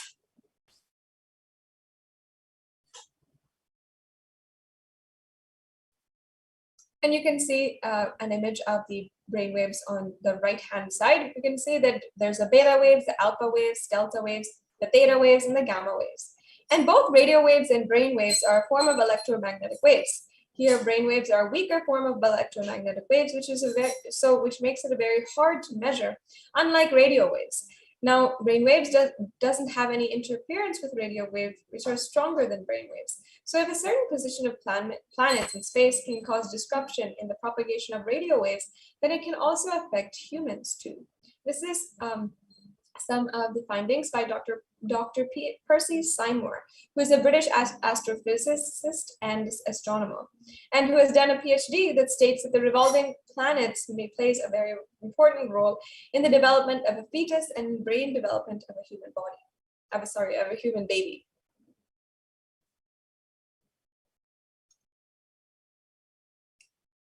And it is observed that the magnetic field of Earth changes daily and seasonally. This fluctuation in geomagnetism has an effect on the brain. Thus, the geomagnetism plays a role in the brain and body development of the human fetus and has an effect on different organisms too. The revolving planets cause solar activity and which causes geomagnetism. So therefore, solar activity is responsible for geomagnetism, which influences all biological organisms, including humans. It is observed that solar activity is caused by the alignment of the planets. Thus, the planets play a major role in the brain and body and the development of the fetus. The Earth's magnetic field changes regularly, thereby affecting the magnetic compounds in the cerebellum in a similar way during brain development, resulting in similar personality traits for those developing at similar times and in similar locations.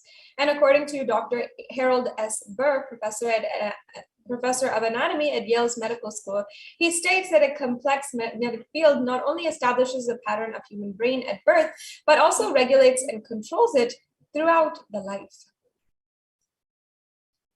Now, that's a very interesting finding, especially considering what Hindus have understood, have known about Navagrahas and the energies of the Navagrahas for thousands of years before this. Now, what is the Shastra Pramana for the Navagrahas? There's a beautiful shloka where it describes Adityaya cha Somaya Mangalaya Budaya cha Guru Shukra Shanibhyascha Rahave Ketave Namaha.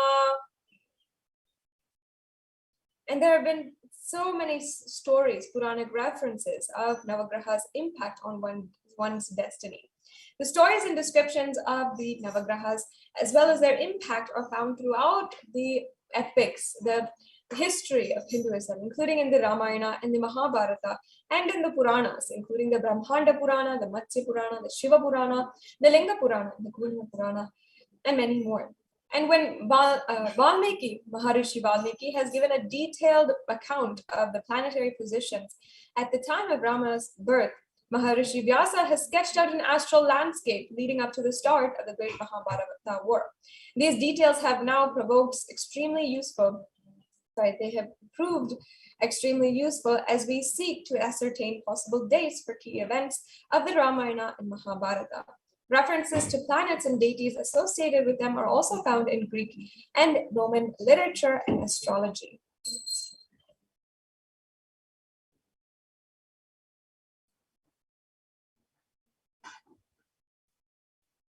And there are several stories, there's several different references in historic events that have happened around the Navagrahas that has given us more insight into how they work and what their significance is. One of the examples is the story of how Shani, the planet Saturn, has affected the entire destiny of Ravana. Ravana being the main, one of the main characters of the entire Ramayana, was actually at one point so powerful, he had power over the Navagrahas themselves. And in order to show and exert his power, he made the Navagrahas lie face down on the steps of his throne. And even Shani could not cast a spell on him, and he was unable to face Ravana from that position. It was then that Narada came to Ravana and mockingly told Ravana, asked him if he was afraid to face the Navagrahas, and that's why he made them lie down. And his pride pricked, Ravana ordered the Navagrahas to lie on their backs. This enabled Shani to cast his spell on Ravana, and then set in motion the events that brought his downfall, paving the way for the final battle with Rama.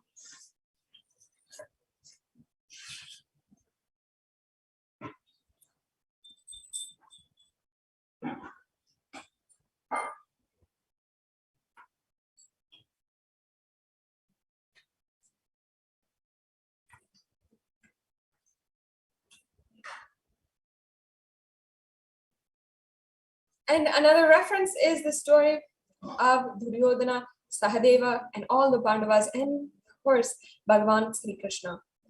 Duryodhana was once asked by Dronacharya, his guru, to contact Sahadeva, who was the twin brother of Nakula and the youngest of the Pandavas. He said that Sahadeva was an astrologer and that he would be the right person to consult about the war. So the war was about to start, and the Kauravas needed a date to perform the Durga Puja to win the war. And Dronacharya had said to Sahadeva that Sahadeva would never refuse if Duryodhana approached him just after his bath and morning puja. But of course, Duryodhana was a little bit shocked that his guru had told him to go to the enemy, in order to find the appropriate date. But he knew that the right person to consult was Sahadeva, because he would speak the truth.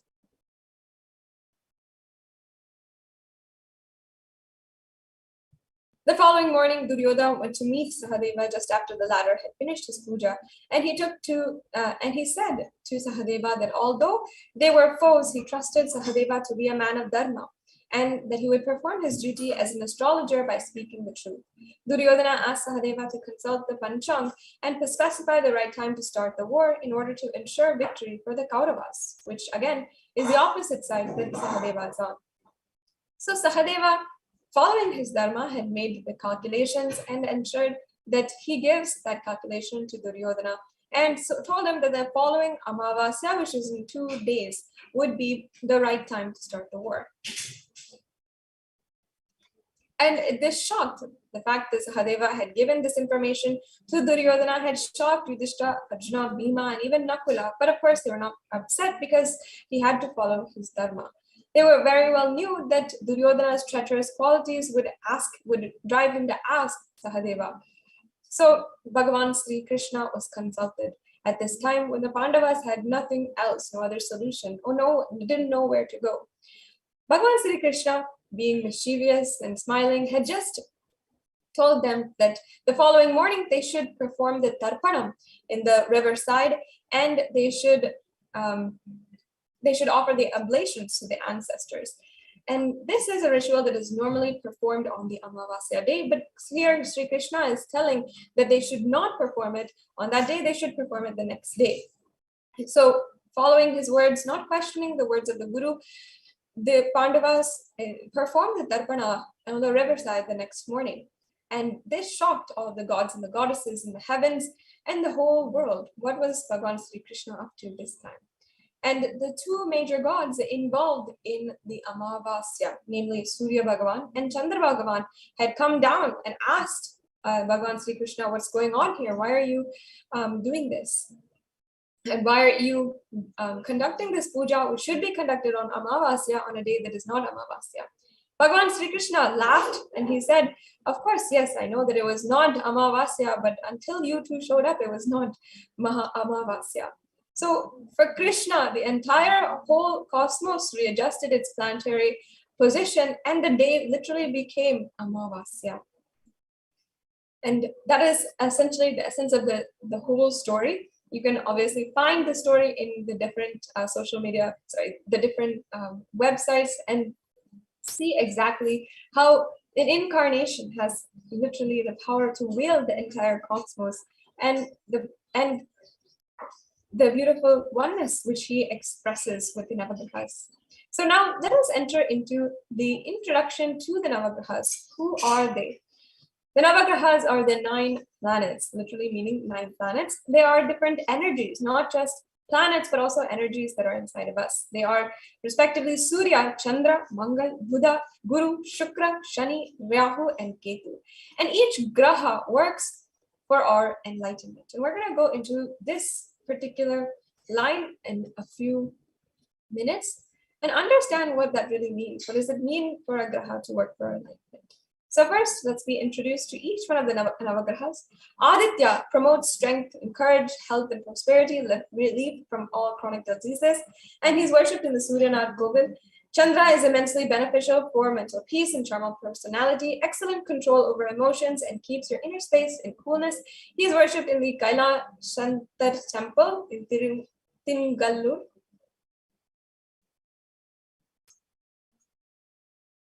And Mars, Angarakan, is protector of dharma. He controls the muscular system of the body and the circulatory system. and he is worshipped in the Vaidishwaran Kovil. Mercury, Buddha, is the planet of relief from diseases related with the nervous system and body functions, and he grants wisdom in commercial success and growth, and is worshipped in the Svetaranyeshwara temple.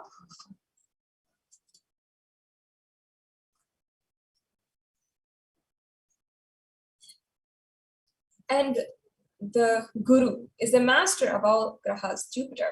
He is worshipped in the Apatsayeshwara temple in Alungudi. Shukra is worshipped in Agnishwara temple in Kanjanur and symbolizes love and passion. He is a giver of wealth, fortune, and luxury living. And Saturn, Shani, he is very instrumental for reducing the intensity of hardship caused by adversities.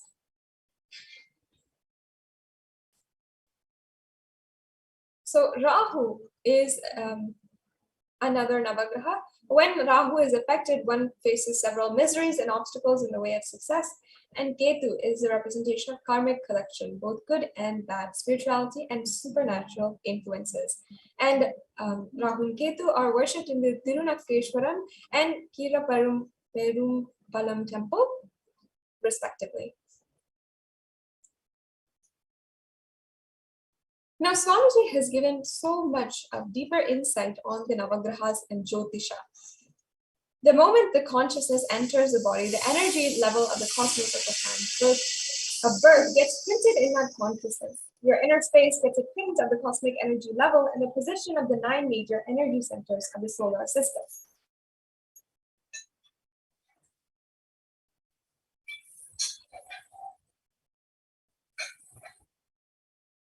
The astrological planets are not only astronomical, they are energies.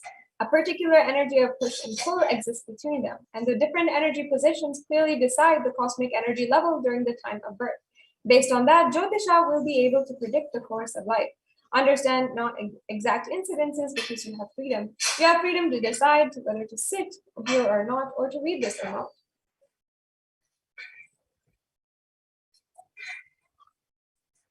So you have the freedom to sit, to read, to walk, to go, to travel to the next country, but how the course of things are going, the flavor in which they are going, all of that is managed by the Navagrahas. Swamiji continues to explain, astrology manifested in the inner vision of the ancient sages and rishis of the India. These yogis and enlightened beings were able to see beyond the realm of names and forms, and they could feel and express the subtle reality that exists behind cosmic phenomenon. As such, they perceived they could unravel the secrets of the universe, and they brought down their understanding into a system of Vedic science, which became known as Jyotisha, the science of light.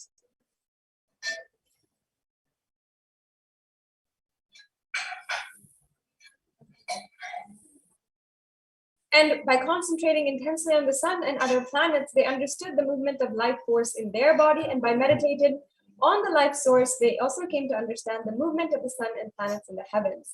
And this is a particular samyama they conducted.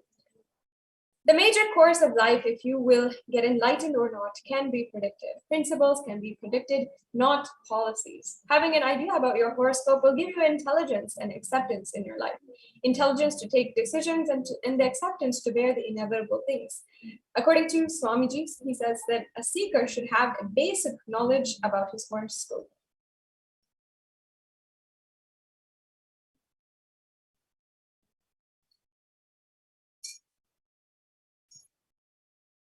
And the Navagrahas are also known to have an impact on the different parts of our bodies and their smooth functioning.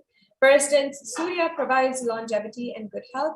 Chandra has an impact on the digestive system, fertility and mental health, and Mangala affects muscular strength. Buddha causes respiratory and skin-related issues. Guru impacts metabolism, liver, and pancreas. Shukra, the reproductive organs. Now, there are powerful cognitions about Navagraha. Swamiji has revealed that Swamiji has revealed that the basic misinterpretation of grahas is that all human beings think is that some grahas do good things and some don't.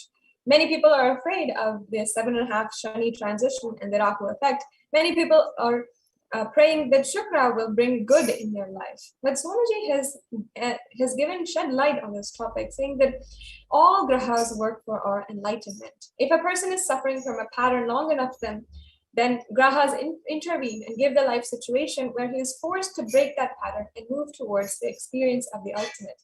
Swamiji said that Shani, Rahu, Ketu make one accountable for the smooth flow of the law of the cosmos. So Shukra will shower you but rule you through fear, and Buddha will intensify the effect of the graha in which he joins. And that's why when we listen to our Guru, none of the grahas will have an effect, because he is taking us to Paramashivoham in a sweet way. As long as we are integrated to the Guru, grahas will not have an effect. Swamiji shared, but if we are stuck in that pattern for a very long time and we're not able to break it because of the non-listening space, then that time grahas handle us.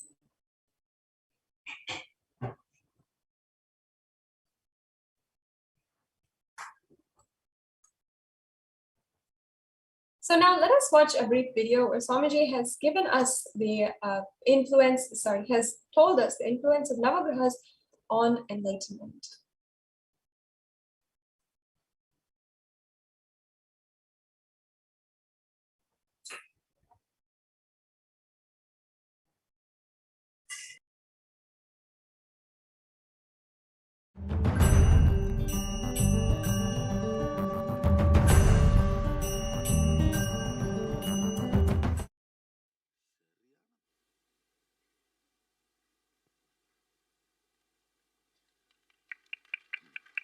It actually represents Hindu cosmology.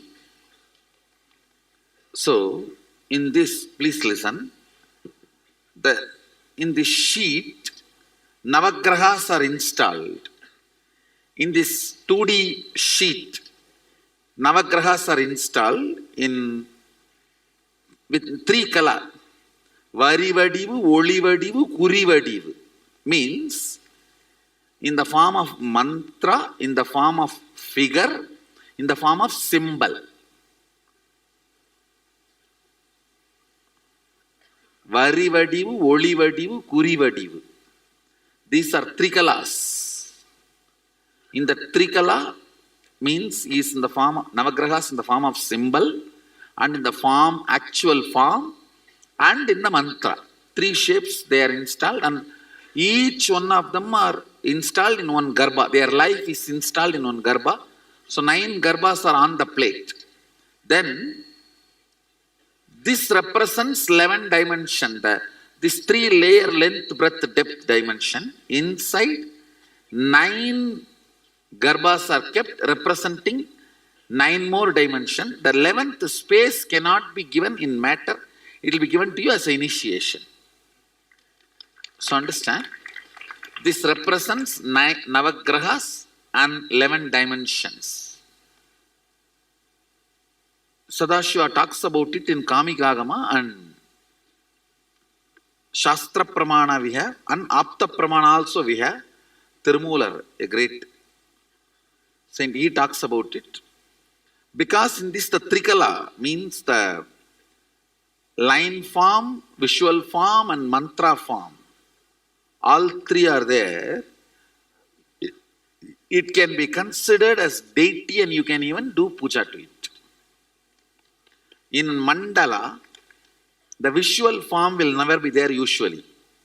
But in the Navagraha mandala, it is written, the visual form has to be there.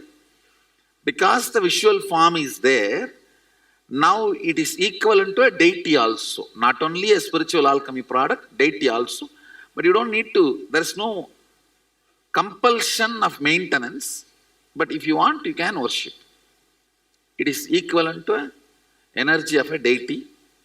It will nullify all the evil effects of grahas on you, and it will keep you very pleasant and complete with grahas. So naturally, they will not behave with you like a sadist. They will inform you, support you, and evolve you. See, I tell you, all the 9 grahas have been given a command by Sadashiva.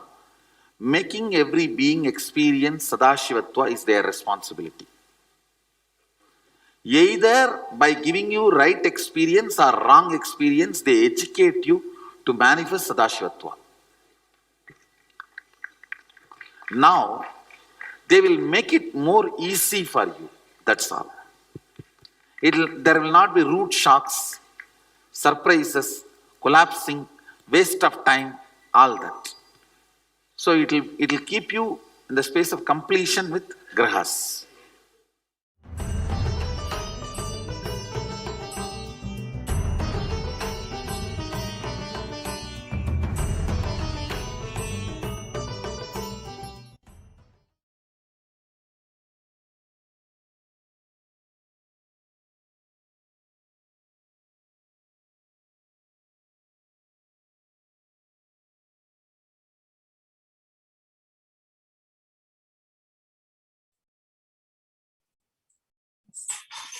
Now, Swamiji has given us extremely profound, powerful cognitions from Paramashiva on how we should be humble to the grahas, how they affect our life, and how just being humble creates a deep, satisfying, and smooth relationship between us and the grahas. Swamiji gives us example of his own life of where he has done this and teaches us this as a strategy for success. Let's now watch that video where Swamiji spoke about it.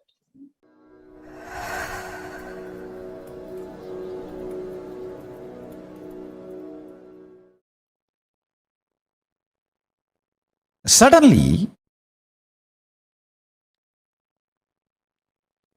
maybe the reasons known only to him, he decided to teach the whole science of Navagrahas, showing directly the grahas to me.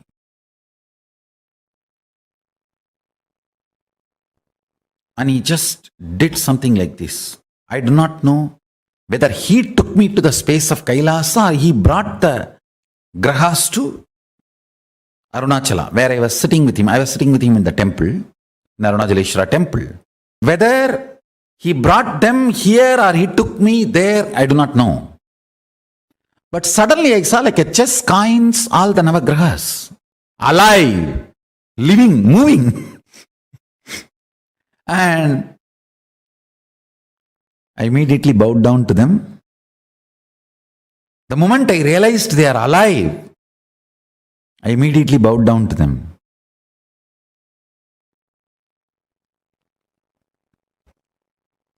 Then he started talking about every graha and explaining who holds what energy and who does what responsibility, and the whole science he transmitted into me, the whole knowledge of Jyotisha.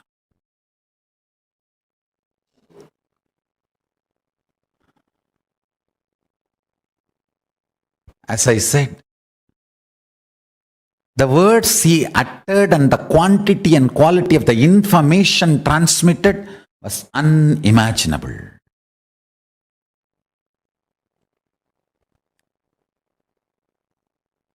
He also taught me an important sacred secret. If you can bring a powerful cognition in you and do dharana, dhyana, samadhi on that powerful cognition and be humble to the grahas, understand? Humbleness pleases the grahas.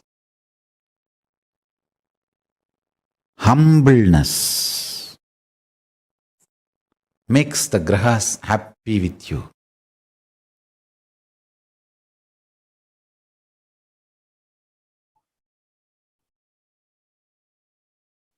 Yes, and next, Swamiji narrates beautifully a incident happening in his own life, where Swamiji has interacted with his own guru, Arunagiri Yogeshwara, and Arunagiri Yogeshwara literally brought down the Navagrahas in order to imbibe the teachings of Jyotisha directly from the source and to revive that science for the whole humanity today. So Swamiji explains this beautifully in this next video.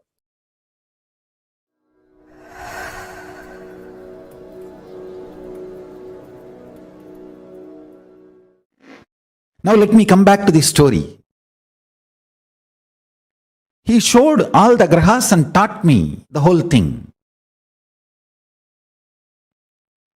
Then after everything was done, he just moved the hand. I don't know whether he brought me back to this planet Earth or he sent the grahas back to their place.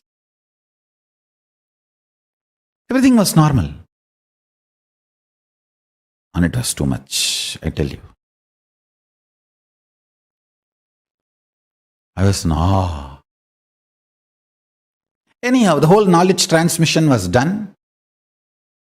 Then I asked him, Swamiji, did you take me there and showed the planets, or did you bring the planets and showed me here? He laughed and said, hey, I brought them here. See, I saw 9 stones on the floor. He was laughing. He was trying to tell me that, hey, through these stones only I taught you. I brought them here. I said, then what was happening there? If the grahas are not there, what would have happened to the world, planet Earth? If somebody looks up, if the sun is not there, what will happen? He laughed and said, I froze the time. Nobody was allowed to look up. Please understand. I am telling as it happened. That's why I told him, please, you reveal, you utter the right words. I wanted the whole thing to be integrated. In integrity, with integrity. Let complete integrity be maintained with Paramashiva.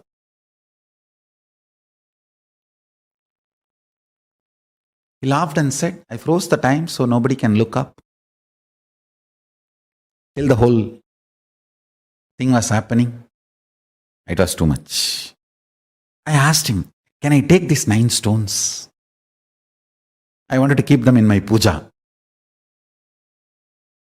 He laughed and said, why just these stones? I'll install them. I'll put them in a land which will be later on can be beautiful temple. He just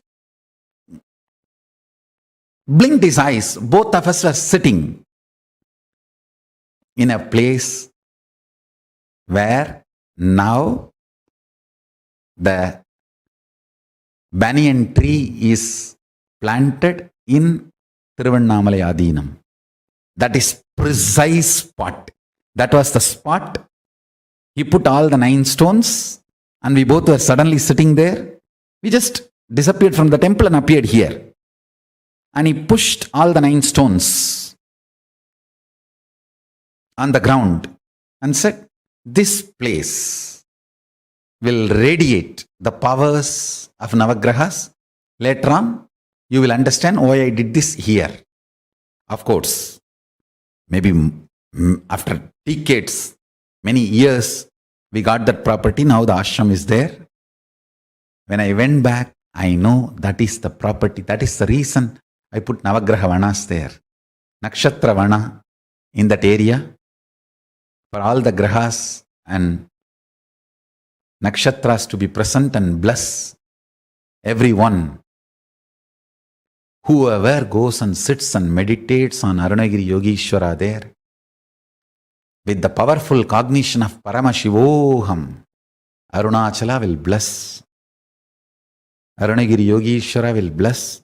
Paramashiva will bless and liberate all of them from all the malefic effects of planets. Go and sit in that Navagrahavana, Nakshatravana, and meditate on the powerful cognition. Do samyama on the powerful cognition. Nithyananda Paramashivoham. You are Paramashiva. Chanting Mahavakya. Do samyama.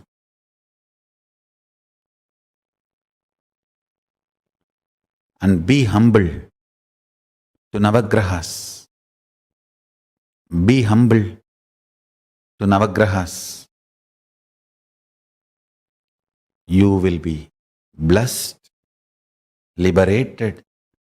No malefic effects will touch you. You will be free from all malefic effects, and you will be only blessed and supported, and blessings will be showered on you.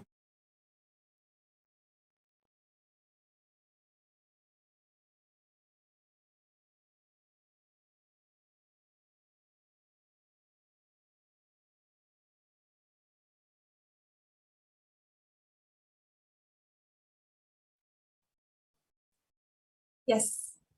Now, Swamiji has revealed further about Navagrahas and also has given us untold secrets also about the Navagrahas and how they are associated to a number and how numbers are also gods, worshipped as gods in Hinduism. Before we move on into the next segment of today's program, we'll be understanding from Swamiji himself how in Hinduism numbers are gods and associated with a graha.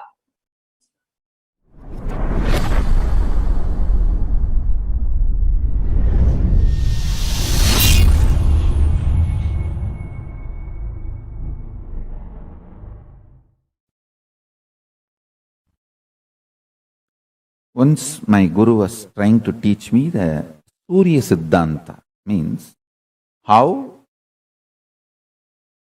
the Panchanga can be predicted and penned down.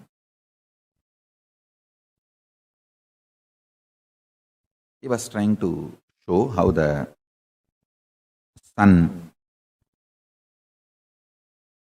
is center and earth moves around the sun and moon is around the earth, and the whole structure, including the sun, moon, the whole thing is also moving. He described in an elaborate way, and then he took a chalk piece, just drew some numbers on various parts of my body.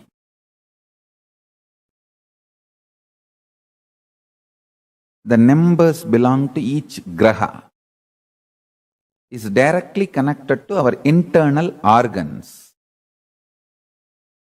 Each graha influences one of our internal organ heavily. And he drew that numbers on my body, and he drew that same numbers on external, on the floor, explaining how when those grahas change,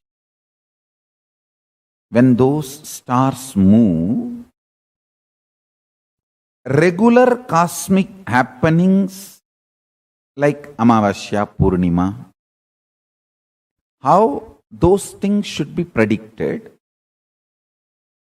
or calculated. That is more like a calculation. It's not even prediction. But its influence on the humanity need to be predicted. Its influence on the individual's lives need to be predicted. My gurus were trying to map this whole science and explain this to me. I think almost the core fundamental structure of Jyotisha and Surya Siddhanta I am trying to explain. Chandaha padautu vedasya hastau kalpoda patyate jyotishaamayanam chakshur niruktam shrotramuchyate sikshakranam tu vedasya mukam vyakaranam smrutam. This is a very traditional verse. In any Gurukul they will chant this and make you repeat. It's a description. 6 angas of the Vedas in Veda Purusha's body. Jyotisham ayanam chakshu, meaning Jyotish Shastra is considered as eyes of the Veda Purusha. From this we understand that the Vedic astrology is as old as Vedas, or in other words, does not have beginning, anadi. This Shastra is also called Hora Shastra. Hora is an abbreviation of Ahoratram, meaning day and night. It means it is the systematic study of time and its components and parameters and its influence on physical, chemical, biological existence of what we know as life. Listen.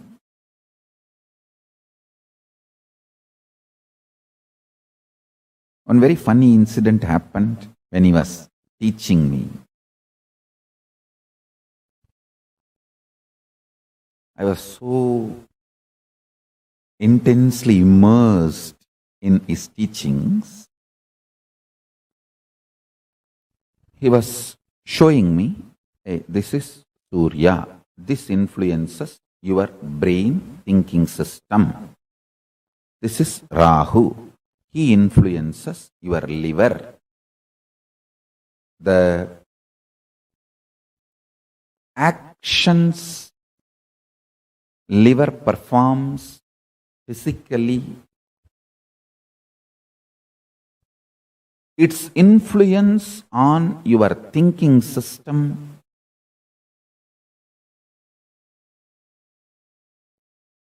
everything. If you map it to the description of Rahu, it will absolutely match. Guru, Brihaspati, is the decision-making mechanism which influences your will persistence, Agnya Chakra. Pituitary glands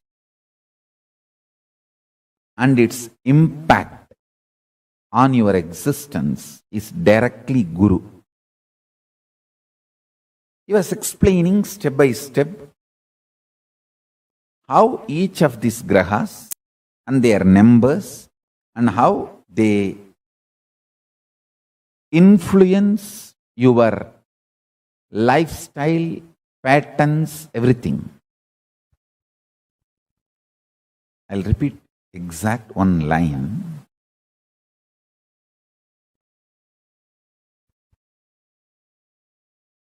He was touching that Rahu description of how he was describing Rahu and touched my body. Infused that Rahu energy in my liver. I could see immediately so much happening inside me. I just vomited. Literally, physically, felt so fresh, alive, relieved. Of course, after cleaning all that place, everything, my Guru has explained.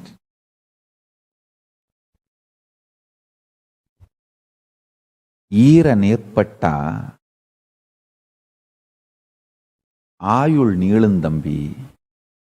In Tamil he said, if the liver is straightened out, life will increase. It is directly Rahu. Rahu is responsible for your longevity. Rahu can influence and put you in addictions and kill you, or he can keep you addiction free or addicted to right habits and food and keep you happy, healthy for any long. This whole thing is related to your liver. If the liver decides to addict you for certain food, nothing can be done. Just by remembering that food, you will be forced, your whole system will be pushed to eat it. After eating, you will repent, but you will not stop eating. He said, integrity of the liver to the purpose of your existence makes you long, happy, healthily living.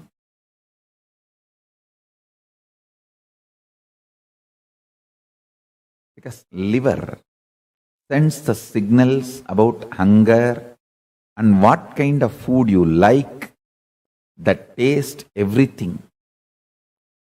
The memories of the food and its taste flashing in your system and you being influenced to eat that same kind of food, timing, rhythm, everything is liver.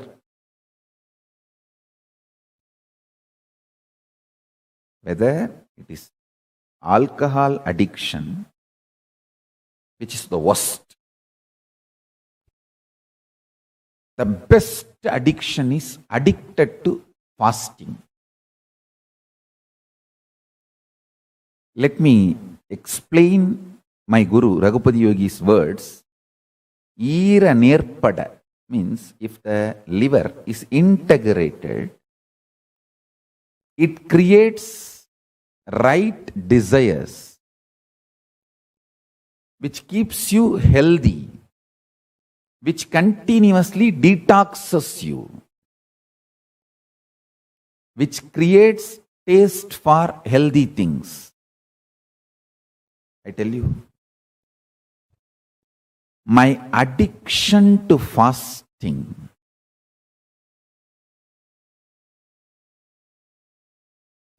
has brought not just health,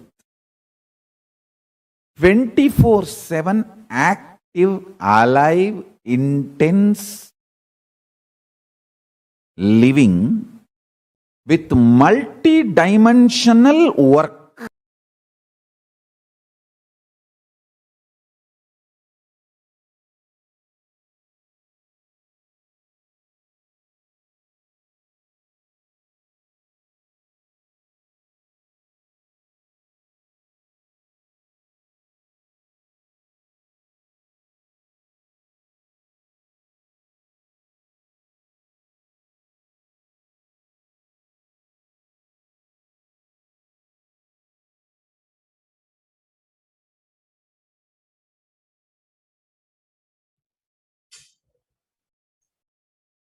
Yes.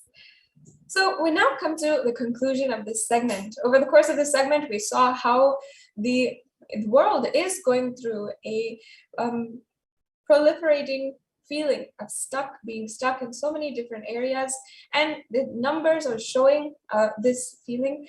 And we've also seen the solution provided by Sanatana Hindu Dharma for this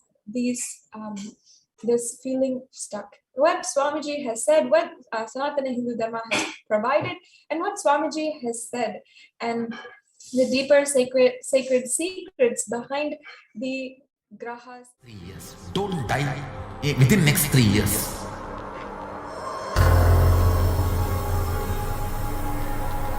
Just don't die within next 3 years. Be alive, somehow be alive. I'm working sincerely. I will reach you somehow. Somehow I will reach you. It's my commitment to humanity.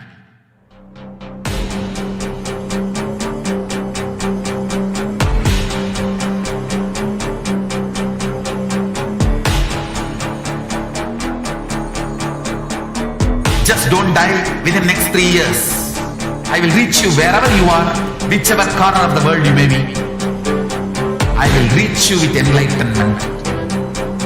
You manifesting the space, state, powers, being Paramashivoham. It is possible, and it is possible for you.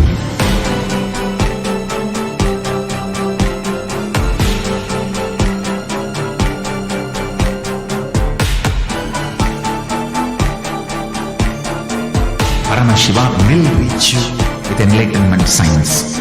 I know he is going to do the job.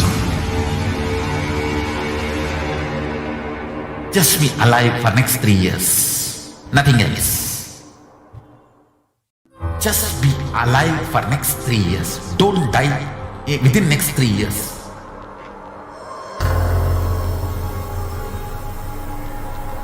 Just don't die within next 3 years. Be alive. Somehow be alive. I'm working sincerely. I will reach you somehow. Somehow I will reach you.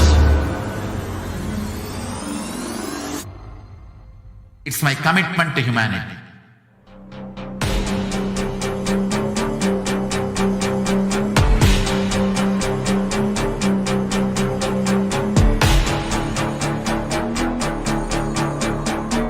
Just don't die within next 3 years. I will reach you wherever you are, whichever corner of the world you may be. I will reach you with enlightenment. You manifesting the space, state, powers, being Paramashivoham.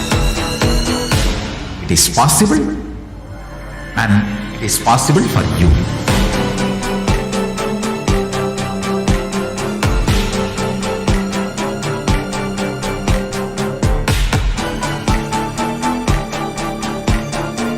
Paramashiva will reach you with enlightenment signs. I know he is going to do the job. Just be alive for next 3 years. Nothing else.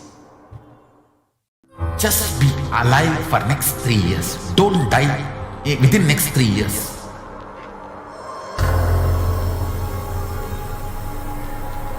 Just don't die within next 3 years. Be alive. Somehow be alive. I'm working sincerely. I will reach you somehow. Somehow I will reach you. It's my commitment to humanity.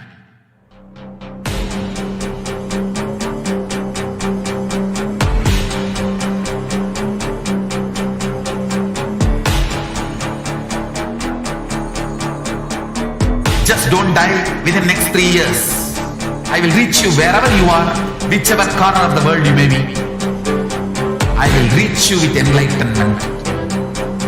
You manifesting the space, state, powers, being Paramashivoham.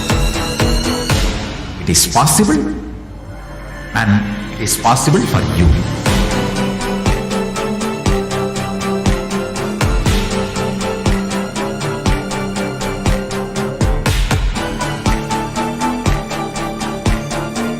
Paramashiva will reach you with enlightenment signs.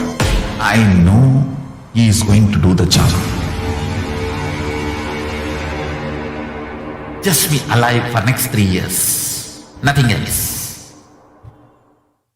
Just be alive for next 3 years. Don't die within next 3 years.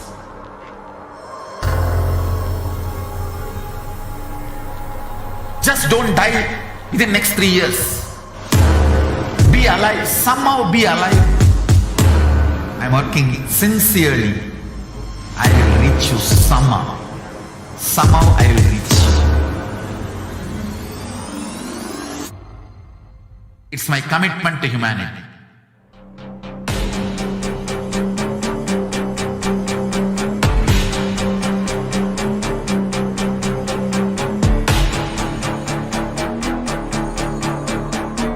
Just don't die within next 3 years. I will reach you wherever you are, whichever corner of the world you may be. I will reach you with enlightenment. You manifesting the space, state, powers, being Paramashivoham. It is possible, and it is possible for you.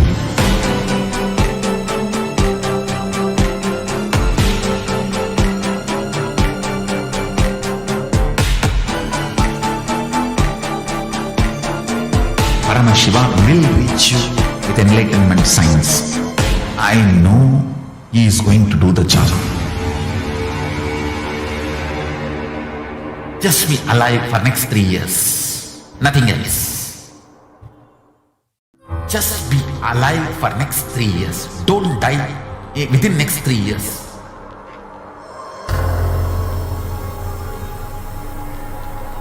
Just don't die within next 3 years. Be alive. Somehow be alive. I'm working sincerely. I will reach you somehow.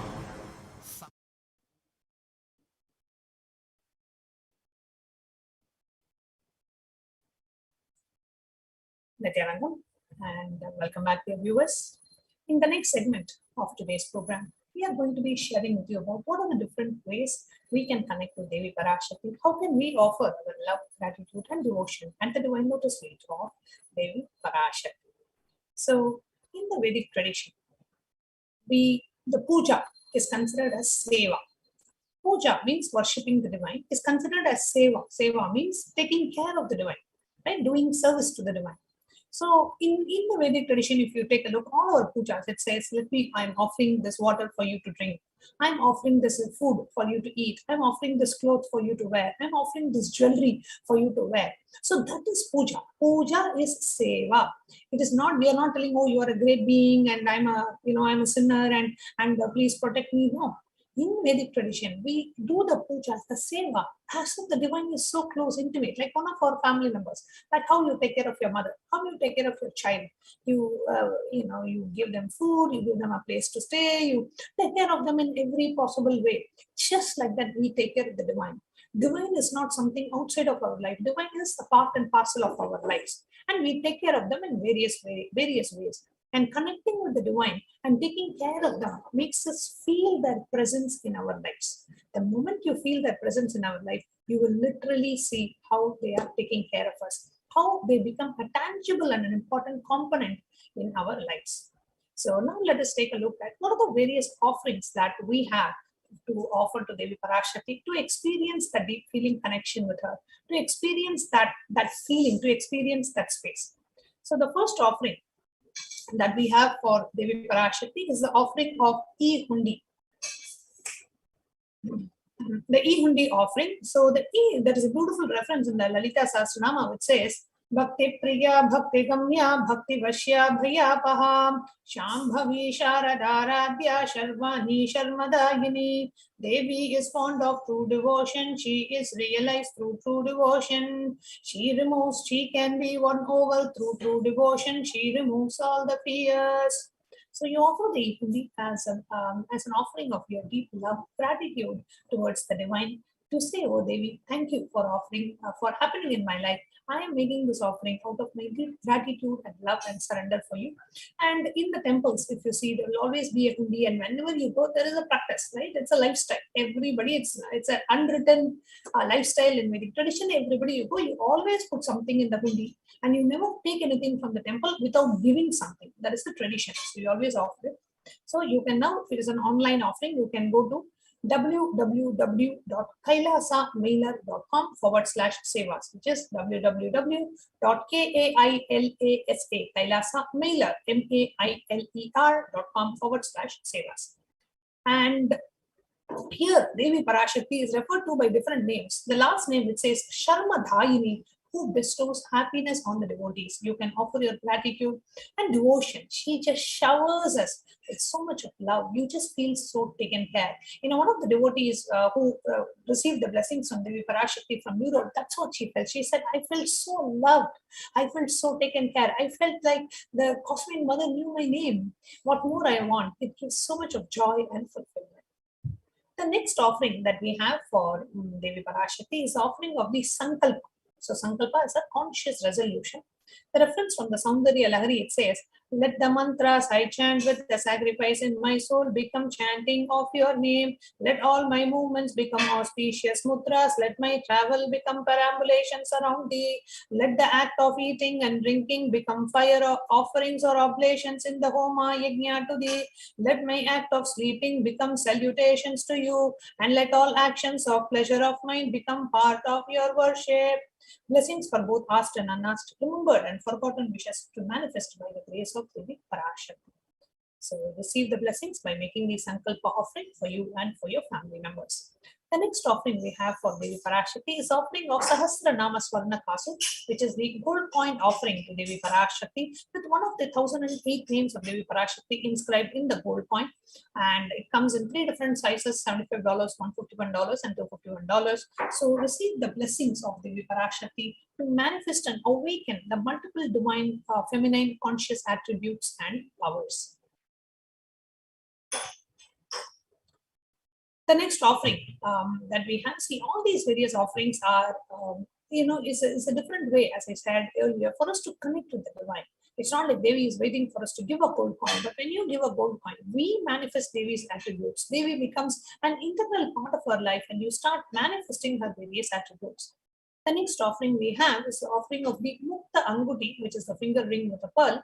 The reference from the Devi Suktam, and read out the meaning, it says, let the goddess who brings good fortune, who is praised by the gods, who is served by the Devendra, who is praised by the Devas, troubled by the Asuras, who is praised and remembered as devotion to her soul's all, who is the source of all good in the world, let that goddess destroy all obstacles. So you pray to Devi Parashakti, offer her a finger ring with a pearl to receive protection from her, to receive her grace and blessings, to be protected from all dangers and fears.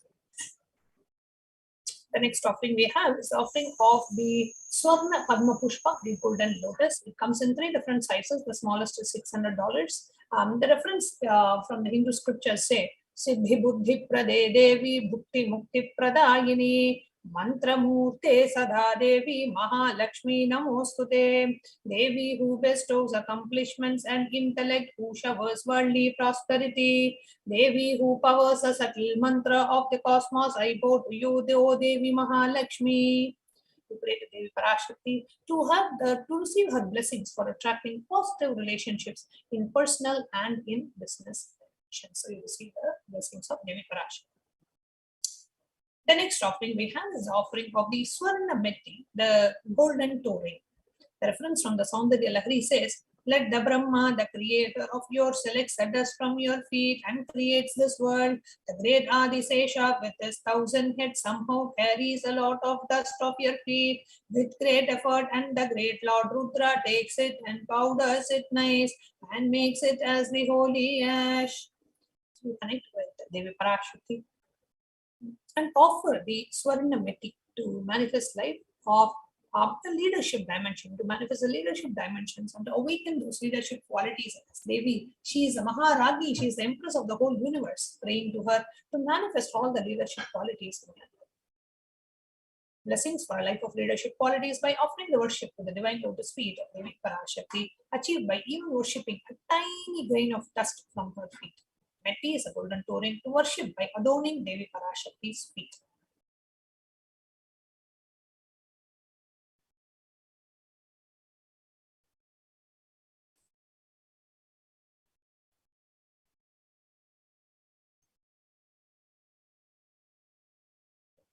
You can connect with Devi, just holding her feet and talking to her, experiencing that connection with her. Like how Swamiji says, whenever Swamiji sits with Arunagiri Vishra, he always used to hold the toe of Swamiji, of Arunagiri Vishra, and said, like that, connect with Devi, feel her presence in your life, and you can offer that Swarna Metti, the golden toe ring. The next offering is that of the Mangtika.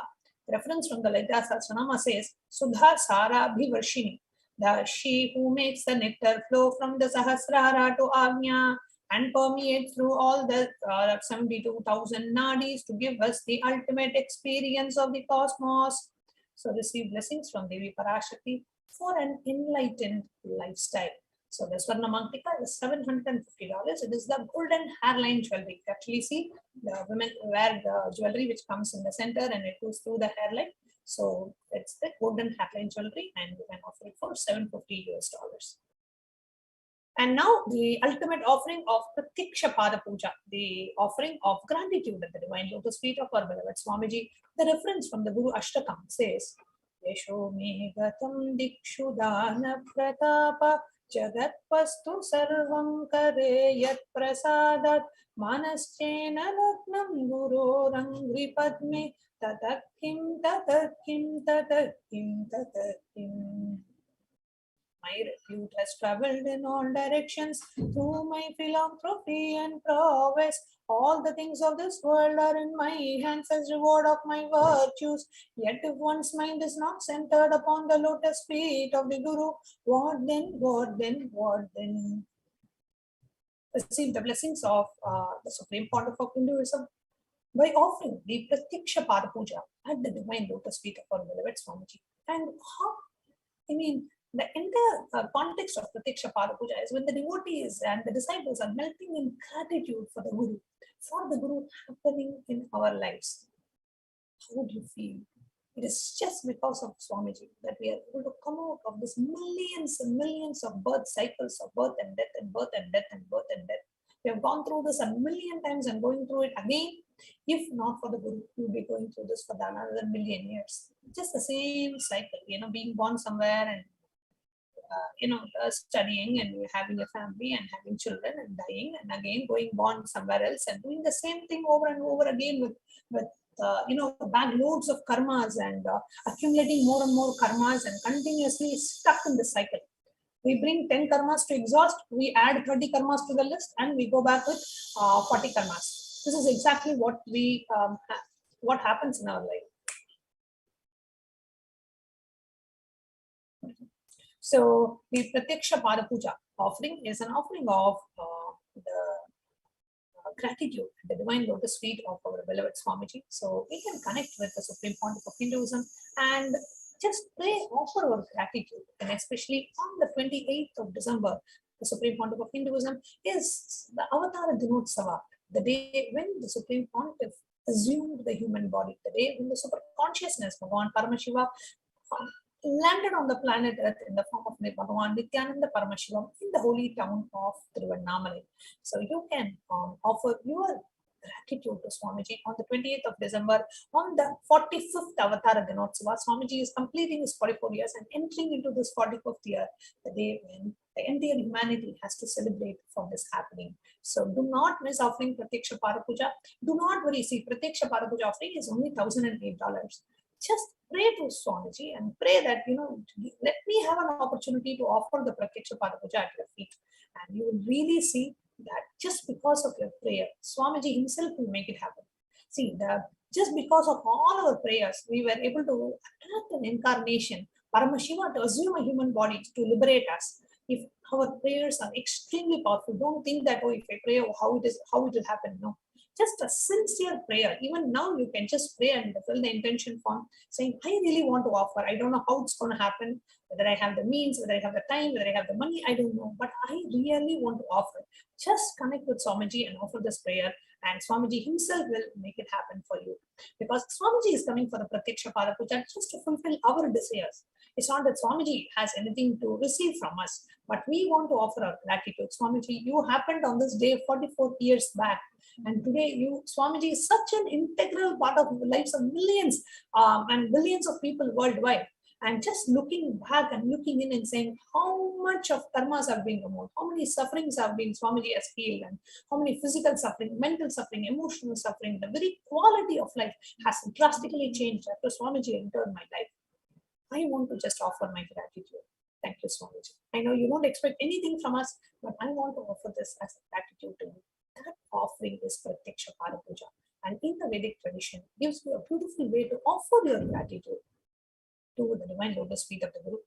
There are, various shlokas and references and stotras in the Vedic tradition which talk about only thing you need is Guru. If you have Guru, you have everything else. Beautifully in the Guru Ashtakam, one more verse it says, Shariram surupam tadava kalatram yashascharu chitram dhanam merutulyam manaschena ratnam gurorang gripadme tatakim tatakim tatakim tatakim. Shariram Surupam. You may have a beautiful body. Tathava Kalatram. You may have a wonderful spouse. Yasascharu Chitram. Your name and fame could have spread far and wide. Dhanam Meru Tulyam. You have accumulated wealth like Mount Meru.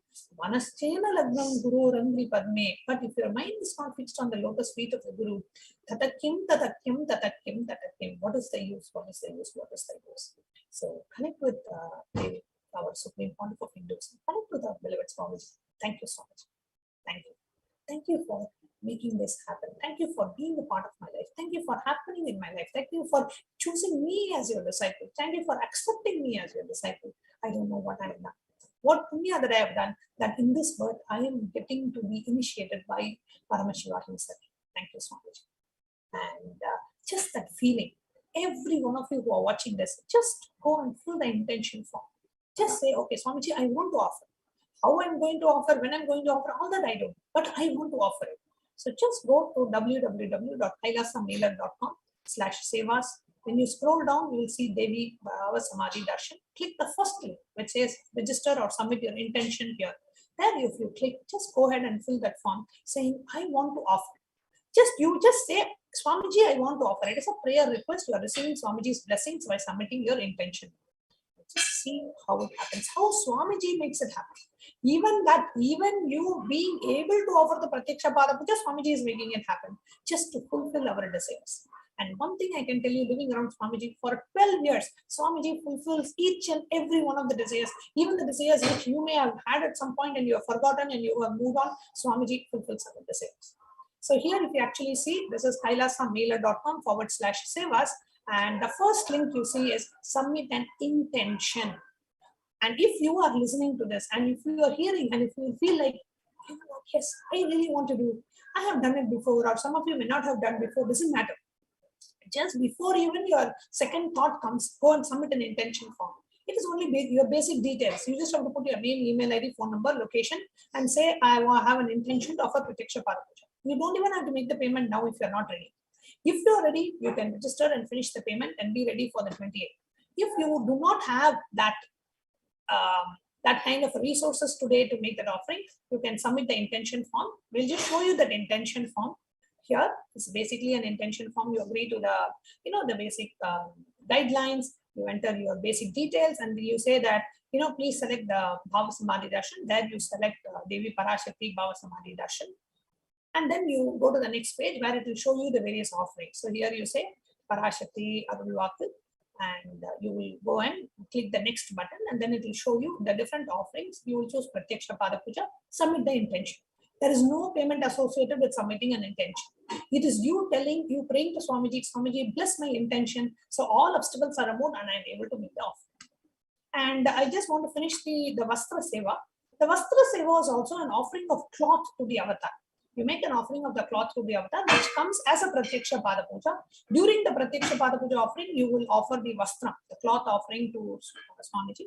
So you register for the Vastra Seva, but you sit in the ritual, the Pratyaksha Pada Puja only, and in the Pratyaksha Pada Puja, the Vastra offering comes. So you can register for the Vastra Seva or Pratyaksha Pada Puja, either one. If you have done the Pratyaksha Pada Puja before, this time maybe you can offer it as a Vastra Seva, because you are offering a cloth which will directly be owned by Swamiji himself. So it's a very, very, very auspicious happening. So offering of the Vastram to the Guru during the Pratyaksha Pada Puja bestows one with the sweetest path to enlightenment with complete protection. Here you see the list of all the various offerings that we have that I shared with you today. The E-Hundi offering, the Sankalpa offering, the gold coin offering, the finger ring with a pearl, Mutta Anguti, the golden lotus, Swarna Padma Pushpa, Swarna Meti, the golden toe ring, the Swarna Mantika, which is the golden hairline jewelry, the Pratyaksha Pada Puja, and the Vastra Seva.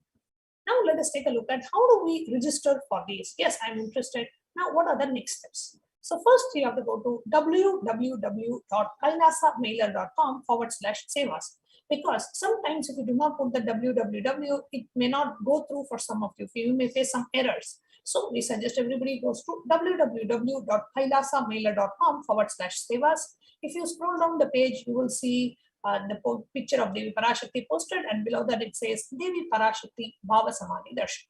And there are 3 steps. The first, let's say you want to offer the Pratyaksha Pada Puja for Swamiji's Jayanti.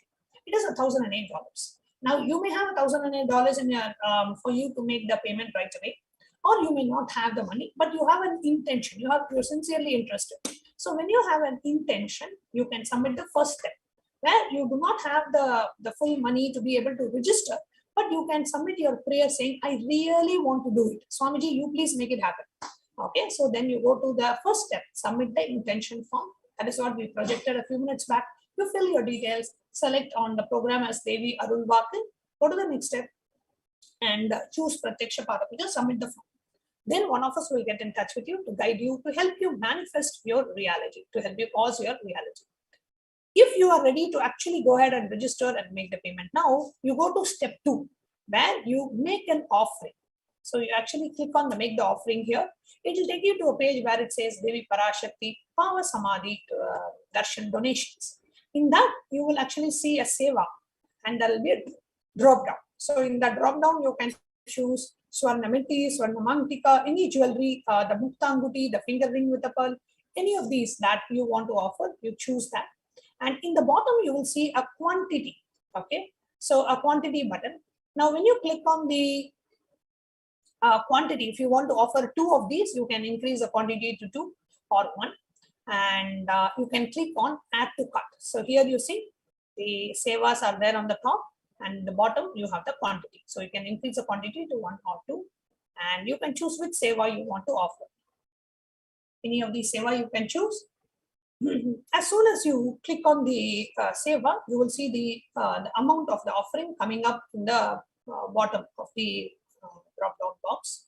So you can choose any seva. The Pratyaksha Parapuja, immediately you see $1,008. Click on add to cart.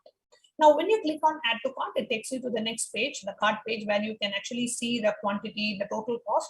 Scroll down the page, and if you want to make any additions, you can make that. And scroll down the page and you click on proceed to checkout. Now, when you click on proceed to checkout, here you will see the billing details. You enter your billing details, name, your phone number, your email ID, your billing address, your credit card details. And as you scroll down below your order, you verify the total amount, and then you click on I agree to the terms and conditions. At the bottom of the page, after filling all the details, click on I have read and agree to the website terms and conditions, and on the right side bottom you click on place order. So the order is placed for you. Now, after you have made the order, the final step is you will have to let us know that you have made this payment and whose name should be chanted in the Sankalpa. So let us say you made an offering of Pratyaksha Parapuja. So you will have to come to step 3, which says fill Sankalpa form. Sankalpa means like who are the beneficiaries of this specific offering. I'm making this offering, the benefit goes to all my family members. So you come scroll down, you agree to the terms and conditions, enter your basic details, like your name, phone number, email, address, you enter all those basic details. And then as you scroll down, you click on Devi Parashakti Bhava Samadhi Darshan, and then you go to the next page and you upload your payment confirmation, you upload your passport, and you enter what is the message that you would like to share with Swamiji, and you can also write the names of your family members, which is the most important, along with their gender, and if you know their nakshatra, like the birth star, you can add that as well. So go ahead and fill this form. Every one of us can offer. Please understand, this is a law of life. If what you believe manifests as reality. Today you have an option to decide, yes, I want to offer Pratyaksha Parapuja, or you can say, you know what, I don't know if I can offer, I have many obstacles. Don't worry about the obstacles. You at least create a prayer, at least put in an intention, at least take some action towards manifesting what you want. So Swamiji can, if you take 1 step or 0.1 step, Swamiji will take 1,000 steps towards you. Right? But if you don't even have your conscious desire, then it will not manifest as reality. Right? So create a conscious intention and pray to Swamiji saying, Swamiji, you make it happen. I really, really, really do not want to miss Pratyaksha Parapuja, and just pray to Swamiji. And Swamiji has come down to fulfill all our prayers. So really, Swamiji himself will manifest it for you, and you will see how miraculously things are working out and happening for you, just because you decided to submit an intention. So with that, we will be coming to the conclusion of this segment.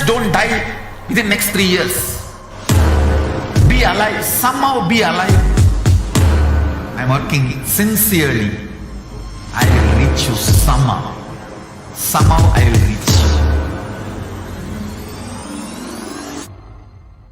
It's my commitment to humanity.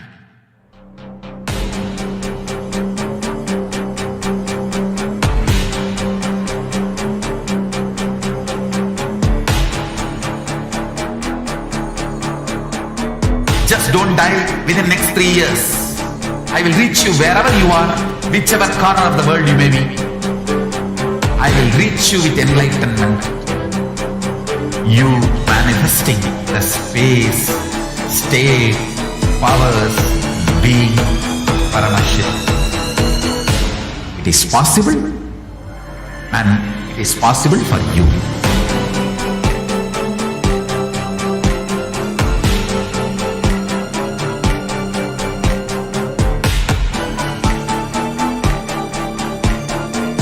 Paramashivoham will reach you with enlightenment science.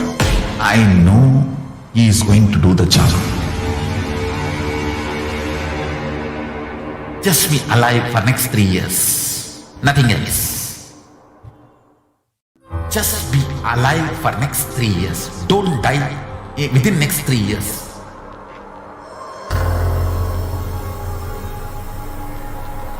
Just don't die within next 3 years. Be alive, somehow be alive. I'm working sincerely. I will reach you somehow. Somehow I will reach you.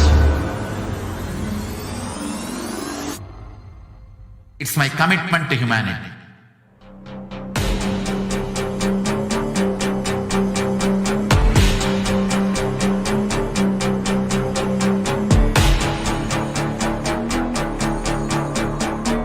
Just don't die within next 3 years. I will reach you wherever you are, whichever corner of the world you may be. I will reach you with enlightenment. You manifesting the space, state, powers, being, Paramashivoham. It is possible, and it is possible for you.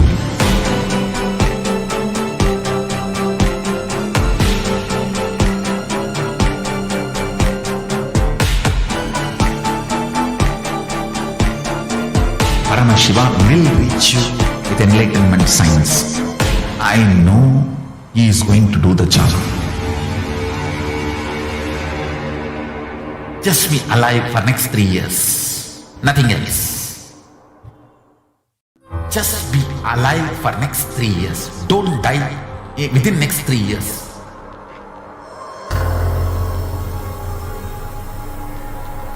Just don't die within next 3 years.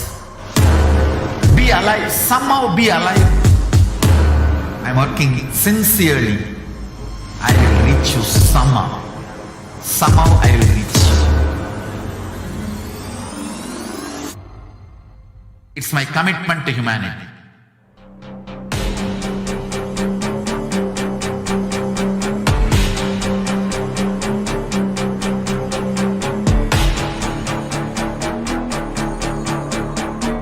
Just don't die within next 3 years. I will reach you wherever you are, whichever corner of the world you may be. I will reach you with enlightenment. You manifesting the space, state, powers, being, Paramashivoham. It is possible, and it is possible for you.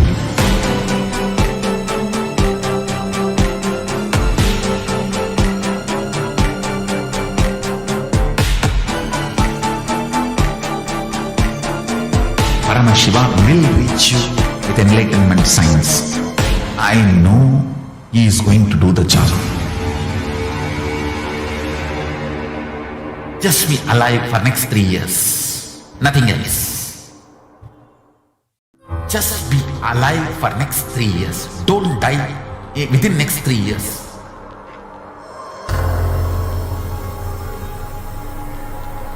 Just don't die within next 3 years. Be alive, somehow be alive. I'm working sincerely. I will reach you somehow. Somehow I will reach you. It's my commitment to humanity.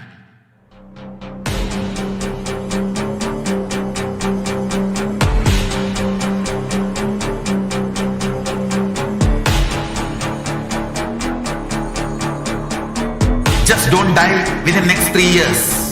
I will reach you wherever you are, whichever corner of the world you may be. I will reach you with enlightenment.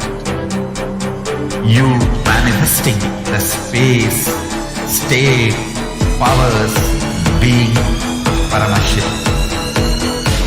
It is possible, and it is possible for you.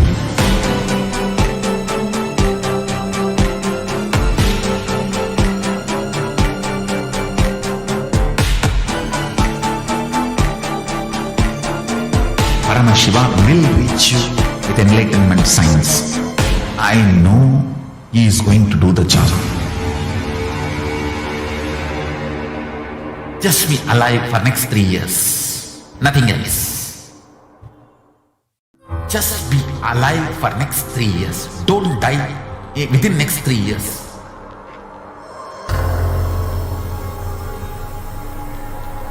Just don't die within next 3 years.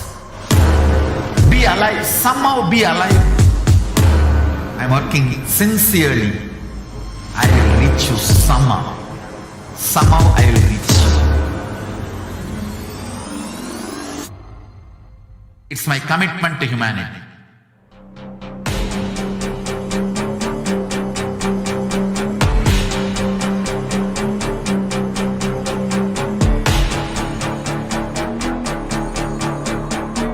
Just don't die within the next 3 years.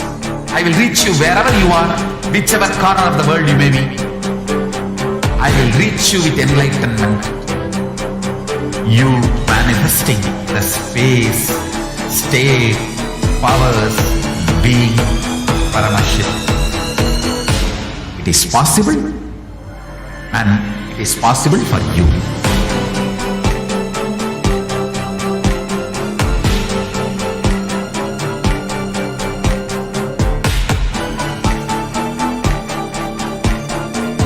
Paramashivoham will reach you with enlightenment science. I know he is going to do the job. Just be alive for next 3 years. Nothing else. Just be alive for next 3 years. Don't die within next 3 years.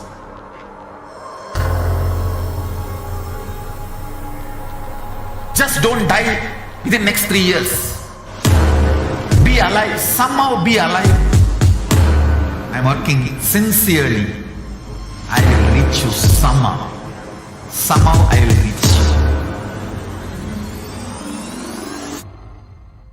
It's my commitment to humanity.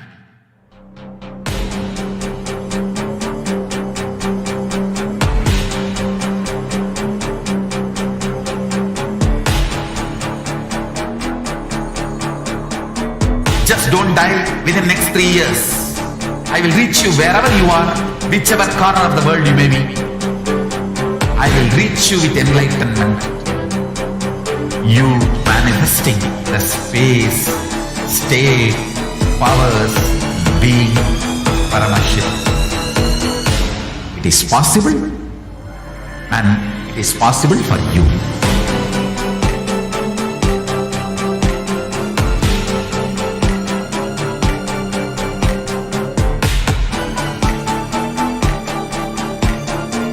Paramashivoham will reach you with enlightenment science. I know he is going to do the job. Just be alive for next 3 years. Nothing else. Just be alive for next 3 years. Don't die within next 3 years.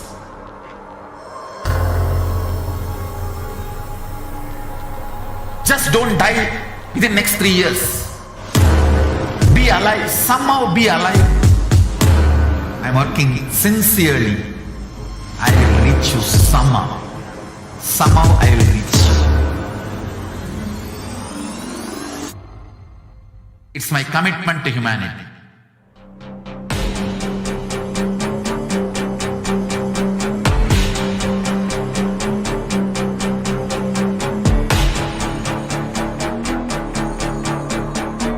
Just don't die within next 3 years.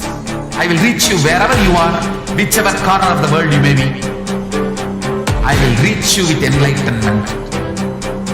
You manifesting the space, state, powers, being, Paramashivoham. It is possible, and it is possible for you.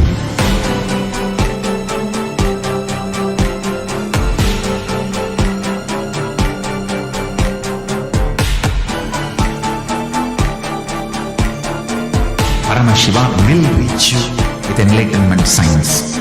I know he is going to do the job. Just be alive for next 3 years. Nothing else. Just be alive for next 3 years. Don't die within next 3 years.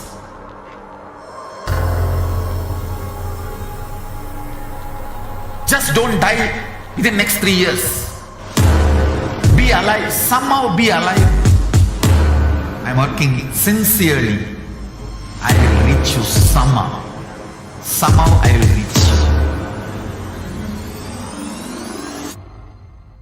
It's my commitment to humanity.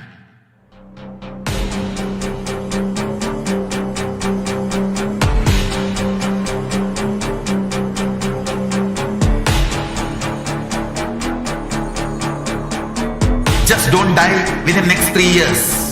I will reach you wherever you are, whichever corner of the world you may be. I will reach you with enlightenment. You manifesting the space, state, powers, being, Paramashivoham. It is possible, and it is possible for you.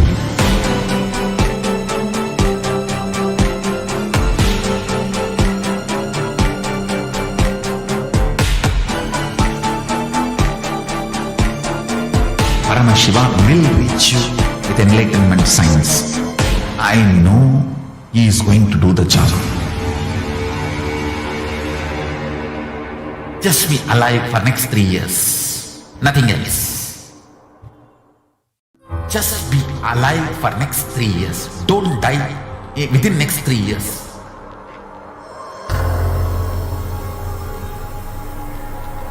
Just don't die within next 3 years. Be alive, somehow be alive. I'm working sincerely. I will reach you somehow. Somehow I will reach you. It's my commitment to humanity.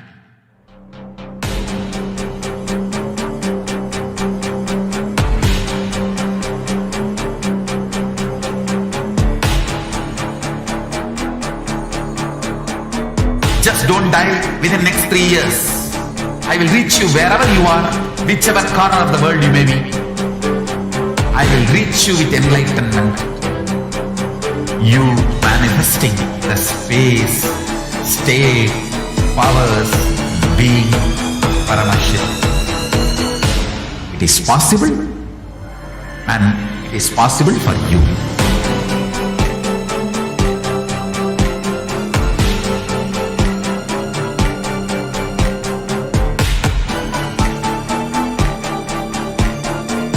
Paramashivoham will reach you with enlightenment science. I know he is going to do the job. Just be alive for next 3 years. Nothing else. Just be alive for next 3 years. Don't die within next 3 years.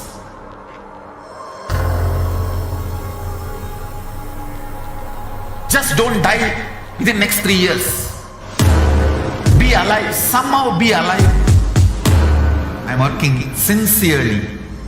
I will reach you somehow. Somehow I will reach you. It's my commitment to humanity.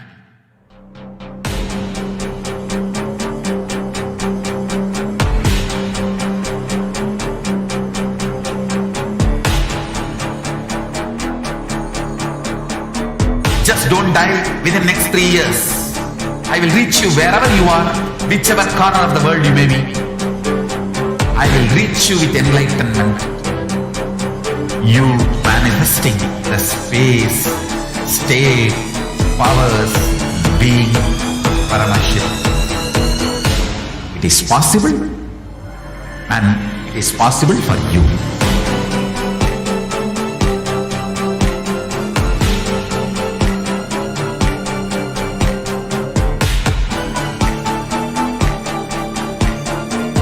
Paramashivoham will reach you with enlightenment science. I know he is going to do the job. Just be alive for next 3 years. Nothing else. Just be alive for next 3 years. Don't die within next 3 years.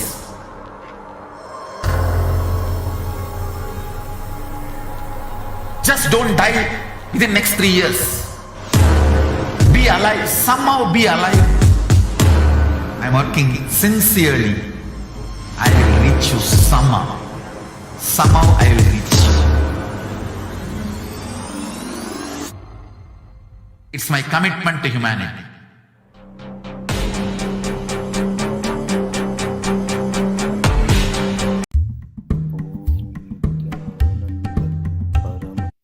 Nithyanandam. I'm grateful for this opportunity to share a few words about Swamiji, about my association with Swamiji. I think back in 2008 or 9, I landed up on a YouTube video of Swamiji, and ever since that time, I think I could not even stop watching the videos because of the effect they had. It just basically opened up worlds of wisdom that is based on Hindu scriptures, and in general, basically, I did have some gurus and some masters alongside my journey, and I think I was looking for answers for several of my growing years.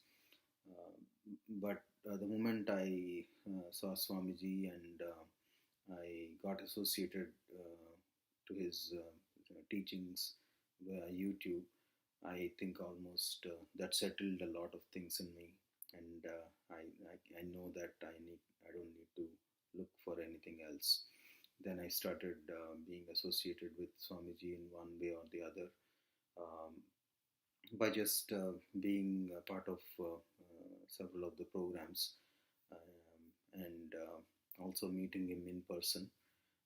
Back in the day, Swamiji used to offer programs that we could actually sit at his feet and learn from the master.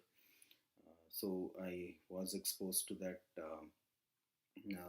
teachings back in something like 2014 or so. I think I did my first IA as well, and just before that, a few years before that, the several impossibilities started breaking. They made no sense to me because basically I used to keep some limitations and not attempt anything, and even though I knew that there was some potential in me, I could not have the courage, I could not have the mindset to attempt. The moment Swamiji showed a path in several programs and opened up several energy centers through direct initiation and also the teachings, I started looking for solutions. First time, I think after IA, I remember that he blessed me with a job, and he said, "Oh, you did not get a job still? Okay, by this date you will get it." And I could not believe that just the day he mentioned, though this job was supposed to happen, it happened just on the day that Swamiji mentioned, and with the highest payment. So Back in the day, I was a little bit worried about the money part and all that. So, after that, also I started exploring my other opportunities, which I've kept,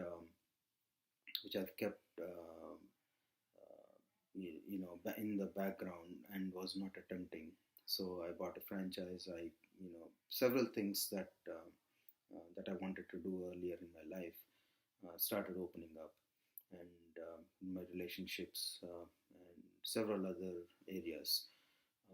I remember in one of the IAs, I actually met with an accident, and Swamiji literally took care of me as a baby for about a few weeks, and I was completely everyone around me was surprised how I handled it so well. I mean, I said it's not because of me, because I knew that Swamiji was working in the background to handle that. It was one of the spinal injuries, so pretty serious in the normal context, but the way I could come out of it, and I'm absolutely very well functioning in health.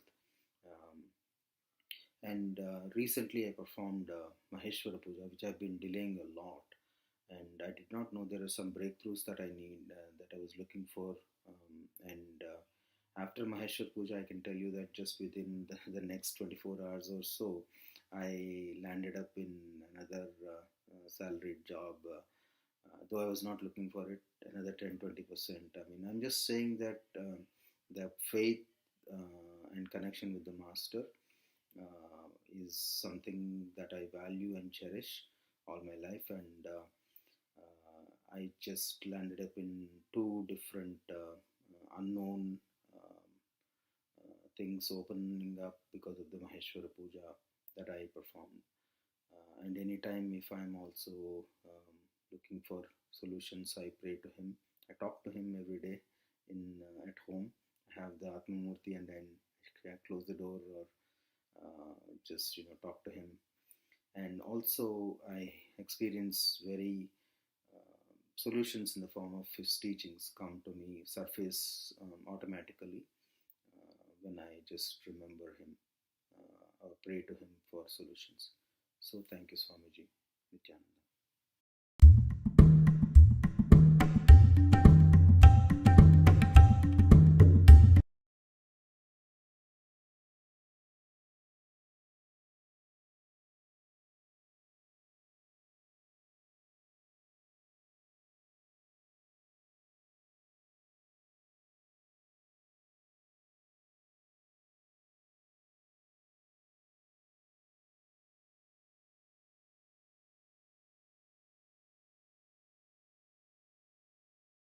Just be alive for next 3 years. Don't die within next 3 years.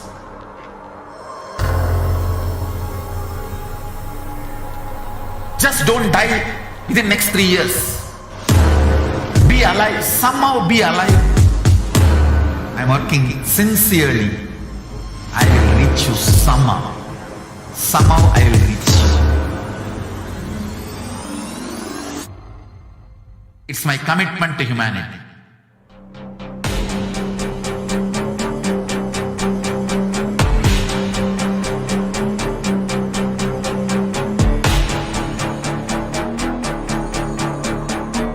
Just don't die within next 3 years. I will reach you wherever you are, whichever corner of the world you may be. I will reach you with enlightenment. You manifesting the space, state, powers, being Paramashivoham. It is possible, and it is possible for you.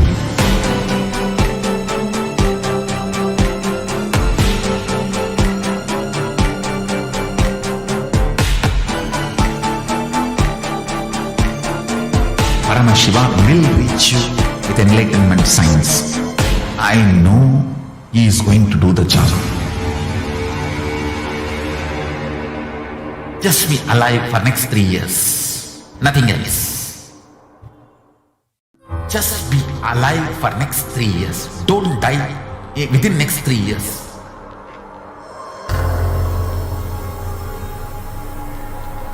Just don't die within next 3 years. Be alive, somehow be alive. I'm working sincerely. I will reach you somehow. Somehow I will reach you. It's my commitment to humanity.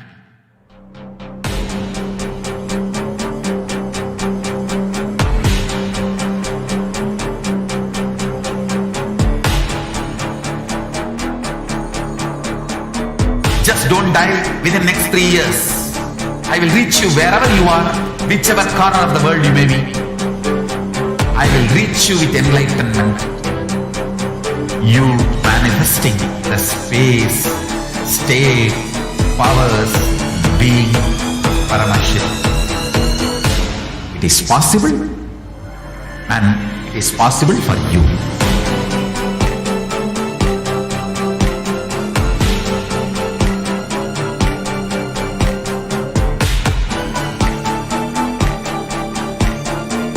Paramashivoham will reach you with enlightenment science. I know he is going to do the job.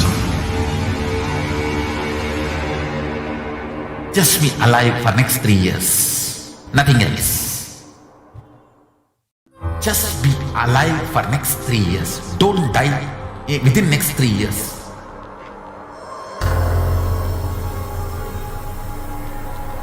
Just don't die within next 3 years. Be alive, somehow be alive. I'm working sincerely. I will reach you somehow. Somehow I will reach you. It's my commitment to humanity.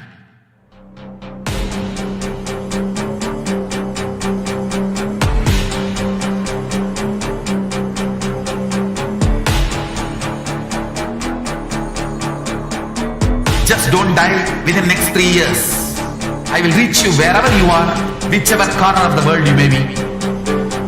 I will reach you with enlightenment.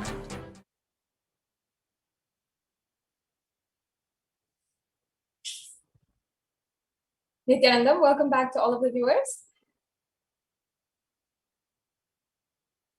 Now we're going to be entering into a special Akashic reading where Devi Parashakti has given revelations on the sea levels rising and has given us a solution now for and ensured that we are protected at this time, that we are making sure that we are staying away from some of the most dangerous things that are happening in planet Earth right now. In the Guru Padaka Stotram composed by Sri Adi Shankaracharya, the first verse describes how the Guru Padaka, the sacred feet of the Guru, is the boat that helps us cross the Ananta Samsara Samudra, the seemingly endless ocean of samsara or suffering. And now I'll just be chanting that beautiful verse. Ananta Samsara Samudra Dara Naukaitabhyam Sri Guru Bhakti Kabhyam Vairagya Samrajada Pujanabhyam Namo Namaha Sri Guru Padukabhyam. This verse means, salutations to the sandals of my Guru, which is the boat which helps me cross the endless ocean of life, which endows me with a sense of devotion to my Guru, and by worship of which I attain the dominion of renunciation. The most beautiful fact of this verse is that even though Bhagavan or Sri Adi Shankaracharya had written it so many thousands of years ago, before we have all been through this pralaya, before our current time, somehow he is able to speak right into our experience. I'm sure many of us feel stuck in the same storming, raging ocean and are unable to navigate our way through. We're unable to see and we're unable to find a solution right now.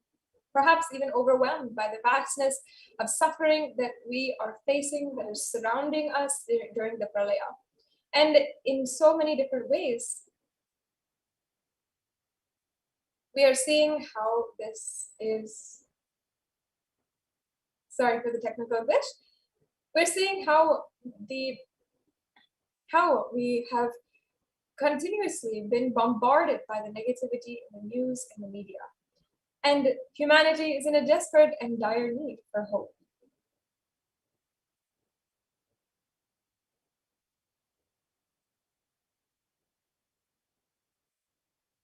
Sorry for the technical glitch. I think we'll. Now we're going to be understanding what Devi Parashakti has revealed for not just the individuals, but for humanity as a whole, guiding us, each and everyone, in our path, in our way through this pralaya, as we are all stuck and able to feel ourselves surrounded by an overwhelming, a raging ocean. Devi Parashakti is literally healing this whole world and is sailing us through this pralaya.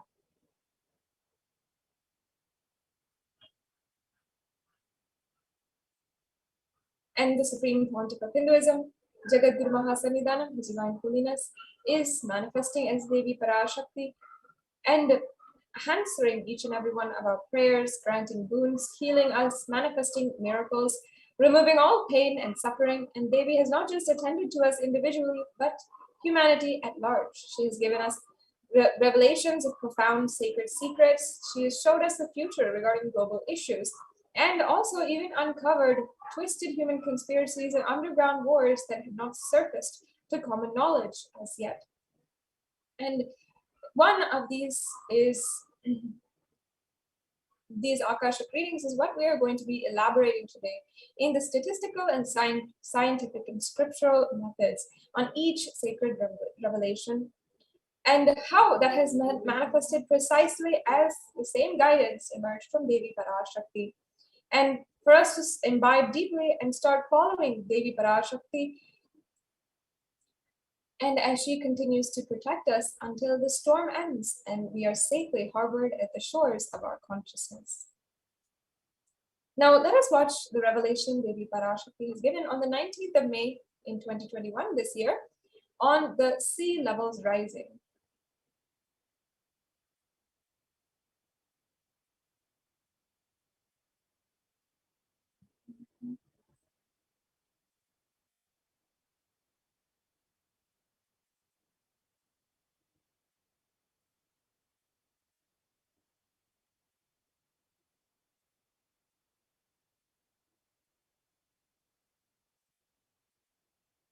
ஓம் ஓம் Andreas கல். மூன்றாம் உலகப் போரிலிருந்து தப்பிக்க எந்நாடு பாதுகாப்பென்று கேட்கின்றாய், கேட்டுக்கொள் சொல்வதை எல்லாம். மத்திய கிழக்கிலே போர், இந்தியாவில் கொரோனா கொடுந்தொற்று மற்றும் கடல் உயர் எழும்பல் எனும் மூன்றில் இருந்தும் காவல் கைலாசம் ஒன்றே. வாழ்விற்கு அதுவே நன்றே. முடிந்தால் வந்து சேர்ந்திடு. ஓம் ஓம்.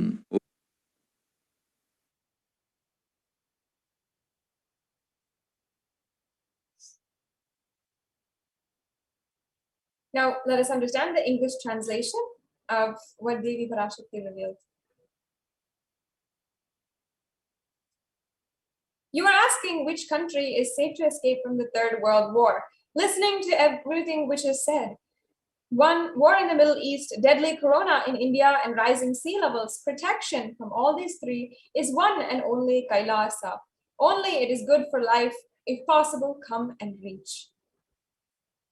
On the 19th of May, while answering the prayer of one of the devotees, Devi Parashakti, manifested through the Supreme Pontiff of Hinduism, warned about the sea levels rising and the cascading effects of climate change crisis on humanity.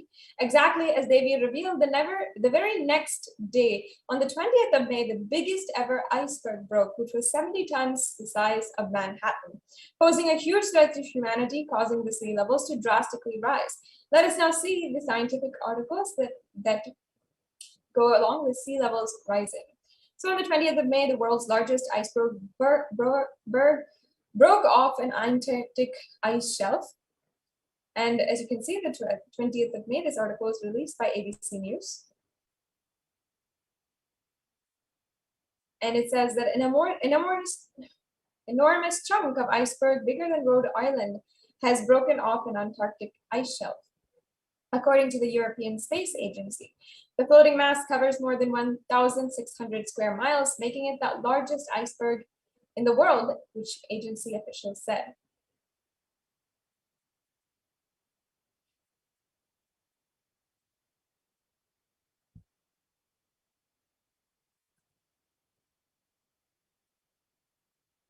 And here we have a projection of the global sea level rising. And even under the most modest scenarios, scientists expect sea levels to rise to affect Earth's coastline significantly in the coming centuries. We have a graph here that shows us from 1900 to 2300, the projection of the global mean sea level rising.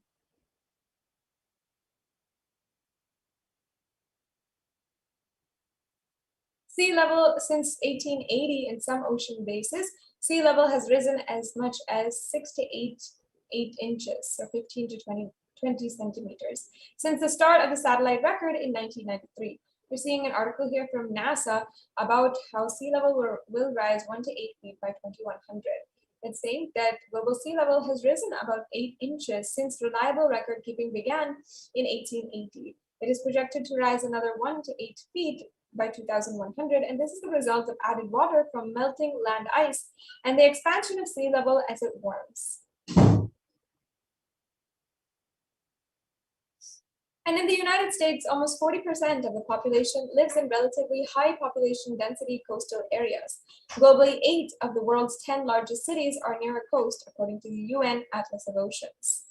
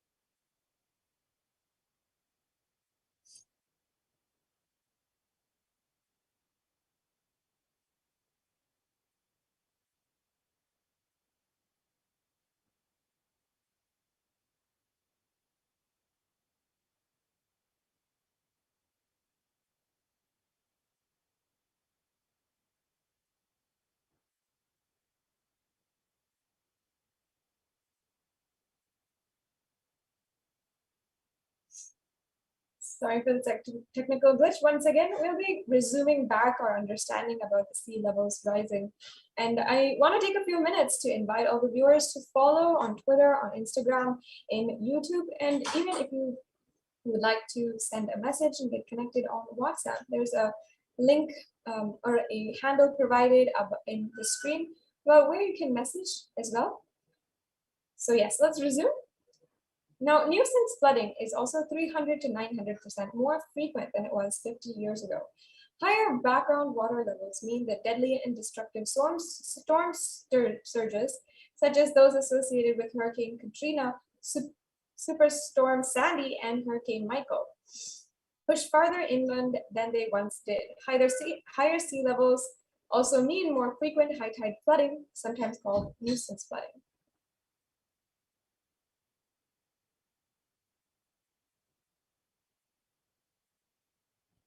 So what's causing global sea level to rise?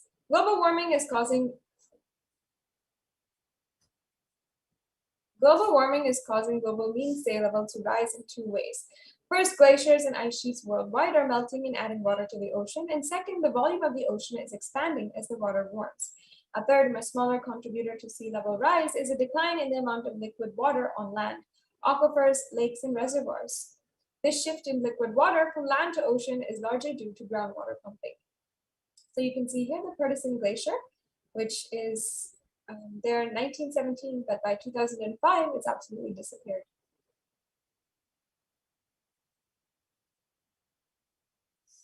The pace of the global sea level rise more than doubled from 1.4 millimeters per year throughout most of the 20th century to 3.6 millimeters per year from 2006 to 2015.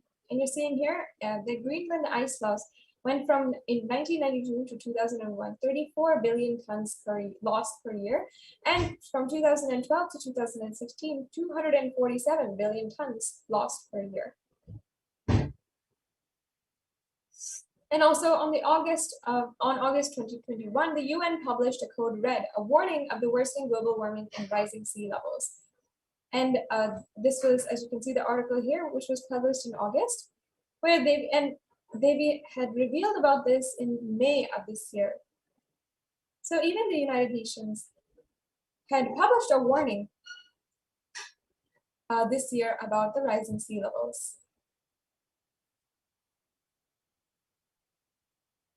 The UN article on this had said that some harm from climate change, including dwindling ice sheets, rising sea levels, and changes in the ocean as they lose oxygen and become more acidic, is irreversible for centuries to millennia.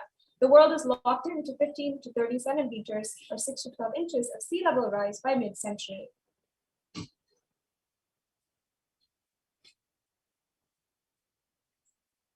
And even if we significantly curb emissions in the coming decades, more than a third of the world's remaining ice glaciers will melt before the year 2100.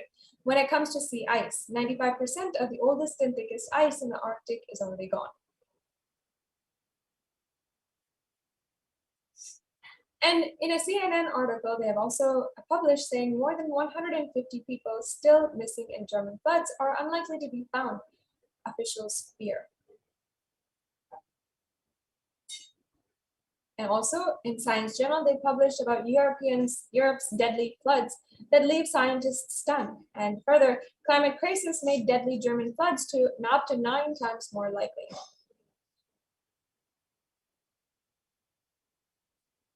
So yes.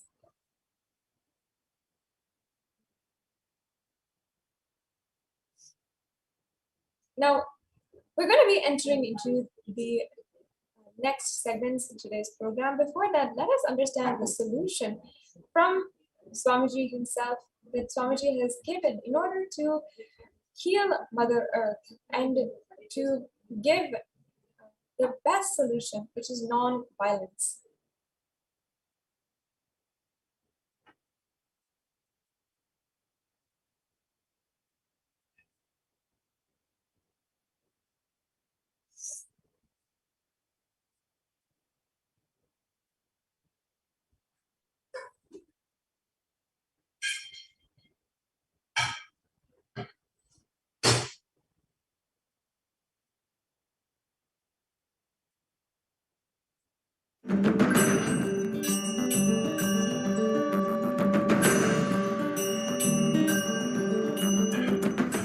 The human beings have become so distanced from the real life, are ready to explore things. We become so far away from, at least I can tell you from my experience, village boy. When I was 5 or 6, I opened all the alarm clocks in my house and I'll set it back, put it back. I don't see all that in the modern day kids. It's all about that stupid cell phone. Involvement with the reality has drastically reduced. Our whole life is nothing but the screen. Whether your love, your relationships, even your sex, everything is limited to that screen. Am I right? Almost. No, almost. Everything has been reduced to that screen. Involvement with the reality has drastically come down. It is so unfortunate, especially the food, the plastic food dumped into your system. See, all the things which you eat, none of them have life. They are all not grown from life. My guru used to tell, please walk without chappal or covering your feet. Whatever grows in that land, eat, because Mother Earth records when you walk without shoes what all the ingredients are missing in your body. She records what you need for your body, nutrients or vitamins, whatever. Whatever is missing in your body, she produces in that food which grows in that land. And eat that and live. It is too mind-boggling concept. I tell you, only after I started doing it, I realized you don't need any external medicine if you know to live with the nature.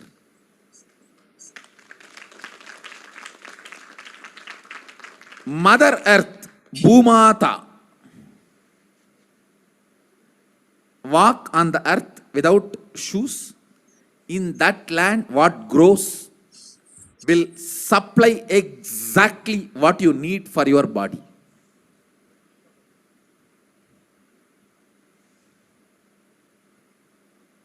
Looks too difficult to believe. But after I started doing that, I realized it. Your body does not need any other medicine, anything else. Actually, maybe 2 years before, due to these continuous classes, day and night, and in the night time, the web-based programs for the outside India, all these, my whole eating habits have gone chaos, and no question of rest. It became like a too much on the system. So I had some stomach issues. I remembered my guru telling this, walk on the earth and what grows eat. So I started walking without chappal for a few days. Suddenly I saw in my courtyard a new plant coming up, no seed, nothing coming up. I was wondering what is going on. How come suddenly, between the rocks, new plant coming up. And one of the devotee Ayurvedic doctor, he said, Swamiji, if you can get this plant and add it in your food, your stomach will be completely healed. I said, where to get? When he walked into the courtyard, he said, this is the plant. This is the plant. And throughout the campus we searched, we did not find another one. Nobody knows from where the seed has come, from where the plant has come. Understand, it is not that just for me miraculously nature is doing. It is the nature's life. I was ready to play with it, so she showed the miracles to me. Anybody willing to play with her, she shows her miracles to you. Nature is miraculous. If you are ready to play, she shows it. She demonstrates her love, her care. If we go back to the food with life, our life also will start more interacting, more alive, more vibrant, more overflowing.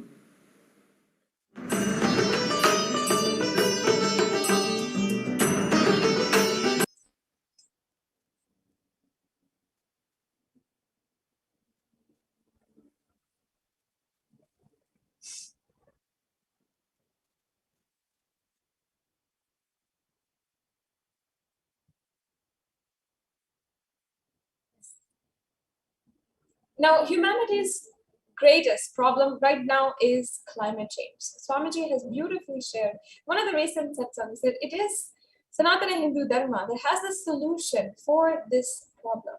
And in fact, the mentality of one life, of just having one life, is one of the root causes of what is the source of our habits towards Earth and our treatment of planet Earth.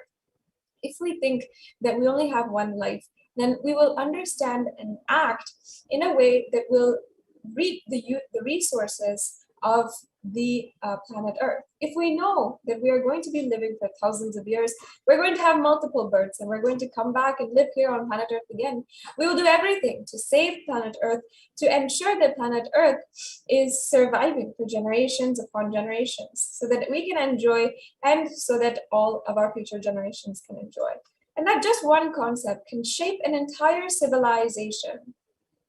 And above that, above everything, non-violence is the grand narrative of Hinduism that shapes how Hindus work, how Hindu civilization has been brought up, and how the attitude is towards the planet Earth. So now let us watch a video on where Swamiji speaks on ahimsa and how non-violence is the grand narrative of Hinduism.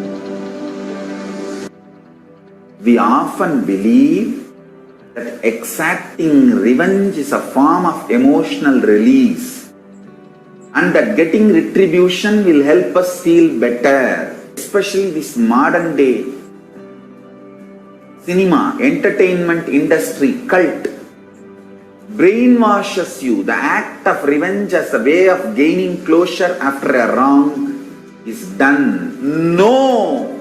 I tell you the truth, revenge has the opposite effect. Revenge is like a korangu sorinjikra mari, ari padangadu.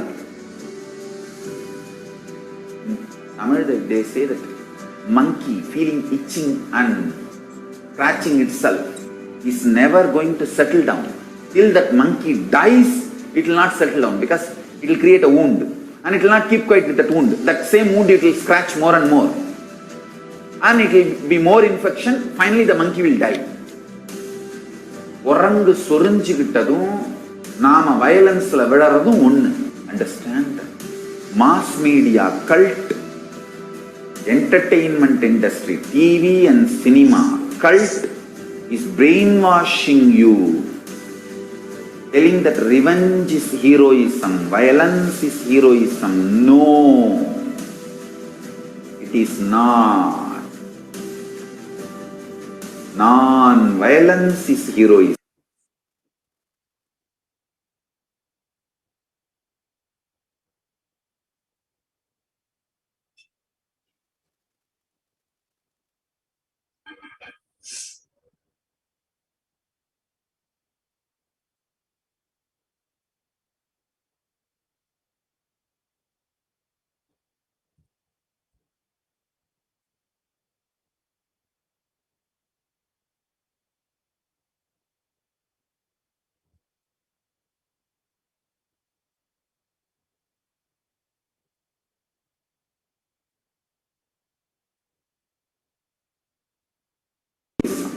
I tell you, in every level, non-violence as a strategy. Because you see, non-violence makes you realize more and more oneness. It strengthens the oneness. Oneness strengthens the non-violence and non-violence strengthens the oneness. You need to understand the context. Only then you will understand how this non-violence can be a successful strategy. If you miss one or two components and do it out of wrong context, it will become a mess. It will become a laziness and non-involvement. Laziness and non-involvement is not non-violence. Don't use non-violence brand and tag to justify your non-involvement and laziness. No. That's what Arjuna was trying to do in the Arjuna Vishada Yoga. He was telling Krishna, oh, why should I kill people? Why should I kill people? Let me go away and become a sannyasi. This fellow, when he went to do tapas in the forest also, he got married to a girl. Every time this fellow goes for tapas, whether he brings boons or not, he brings girls. Alright, no disrespect to Arjuna, is incarnation of Nara Narayana. So no disrespect to Arjuna. Non-violence should not be misconstrued or should not be used to portray your non-involvement and laziness, tiredness and boredom. Hinduism is actively enriched. World will become great place. Not only we are a non-violent tradition, we believe in consciousness. We have the science of consciousness, raising the quality of the humanity. We believe in it, we spread it, we live it. We be, live, believe. Let us all understand, non-violence need to be actively lived, be lived, believed and actively enriched. Actively enriched. All I wanted all of you to know, what Hindus miss, Sri Kailasa should do. Do Tyaga, to tell the world actively, enrich the world actively about Hinduism. Ahimsa paramo dharmaha. Ahimsa is the highest value as per Hinduism. Ahimsa paramo dharmaha. That is the grand narrative of Hinduism. Non-violence is the grand narrative of Hinduism. We need to tell that grand narrative to the whole world. Actively. Actively we need to tell that grand narrative to the whole world. Ahimsa paramo dharmaha. Tyaga. Non-violence. Unclutching. All these are not inactive, tamasic, inertia, lazy, tired, bored, withdrawn lifestyle. Non-violence means not only you will be non-violent, ahimsa, established in ahimsa, you will actively practice ahimsa and enrich everyone to live ahimsa. You will create an ecosystem where ahimsa can be practiced with integrity. Understand? All the infrastructures needed to keep the non-violence ahimsa alive. Media. Media is the non-violent way of reaching out to people and telling the real truths and facts. Like media, education mechanisms, everything should be actively filled with the truths, ideas about non-violence, tyaga, spiritual strength, powerful cognitions, all these great truths. Listen. Again and again and again, many are trying to harass me. through the social media and all other way, saying that, oh, you are teaching constantly non-violence, ahimsa, peace. Don't you see you are making Hindus weaker and weaker? Understand? If Hindus listen to what I am saying sincerely, they will understand I am trying to make them really stronger. Understand? Strength is intelligent way of existing.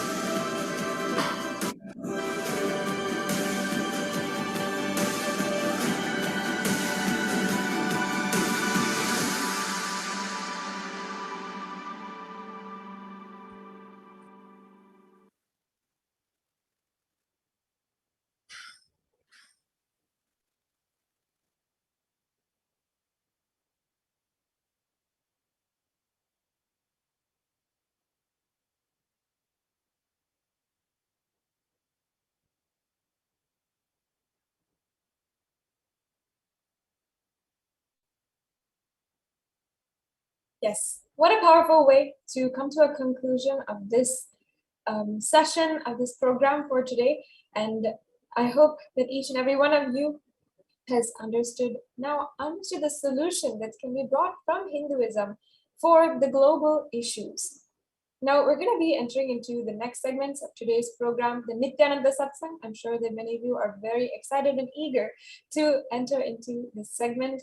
And no matter what, as we go about our day-to-day lives, no matter where we are, this satsang is what brings us all together and aligns us back to our ultimate goal, being in oneness and experiencing oneness with Swamiji. Now we'll be entering into the satsang and we'll be concluding the session with a Purna Mantra. Om Purnamada Purnamidam Purnat Purnamudachyate Purnasya Purnamadhaya Purnamevavashishyate. Om Shanti Shanti Shanti. Hari Om Tat Sat. Sarvam Bhagavat Sri Nithyananda Paramashiva Padukarpanamastu. Om Nithyanandam. Om Nithyanandam.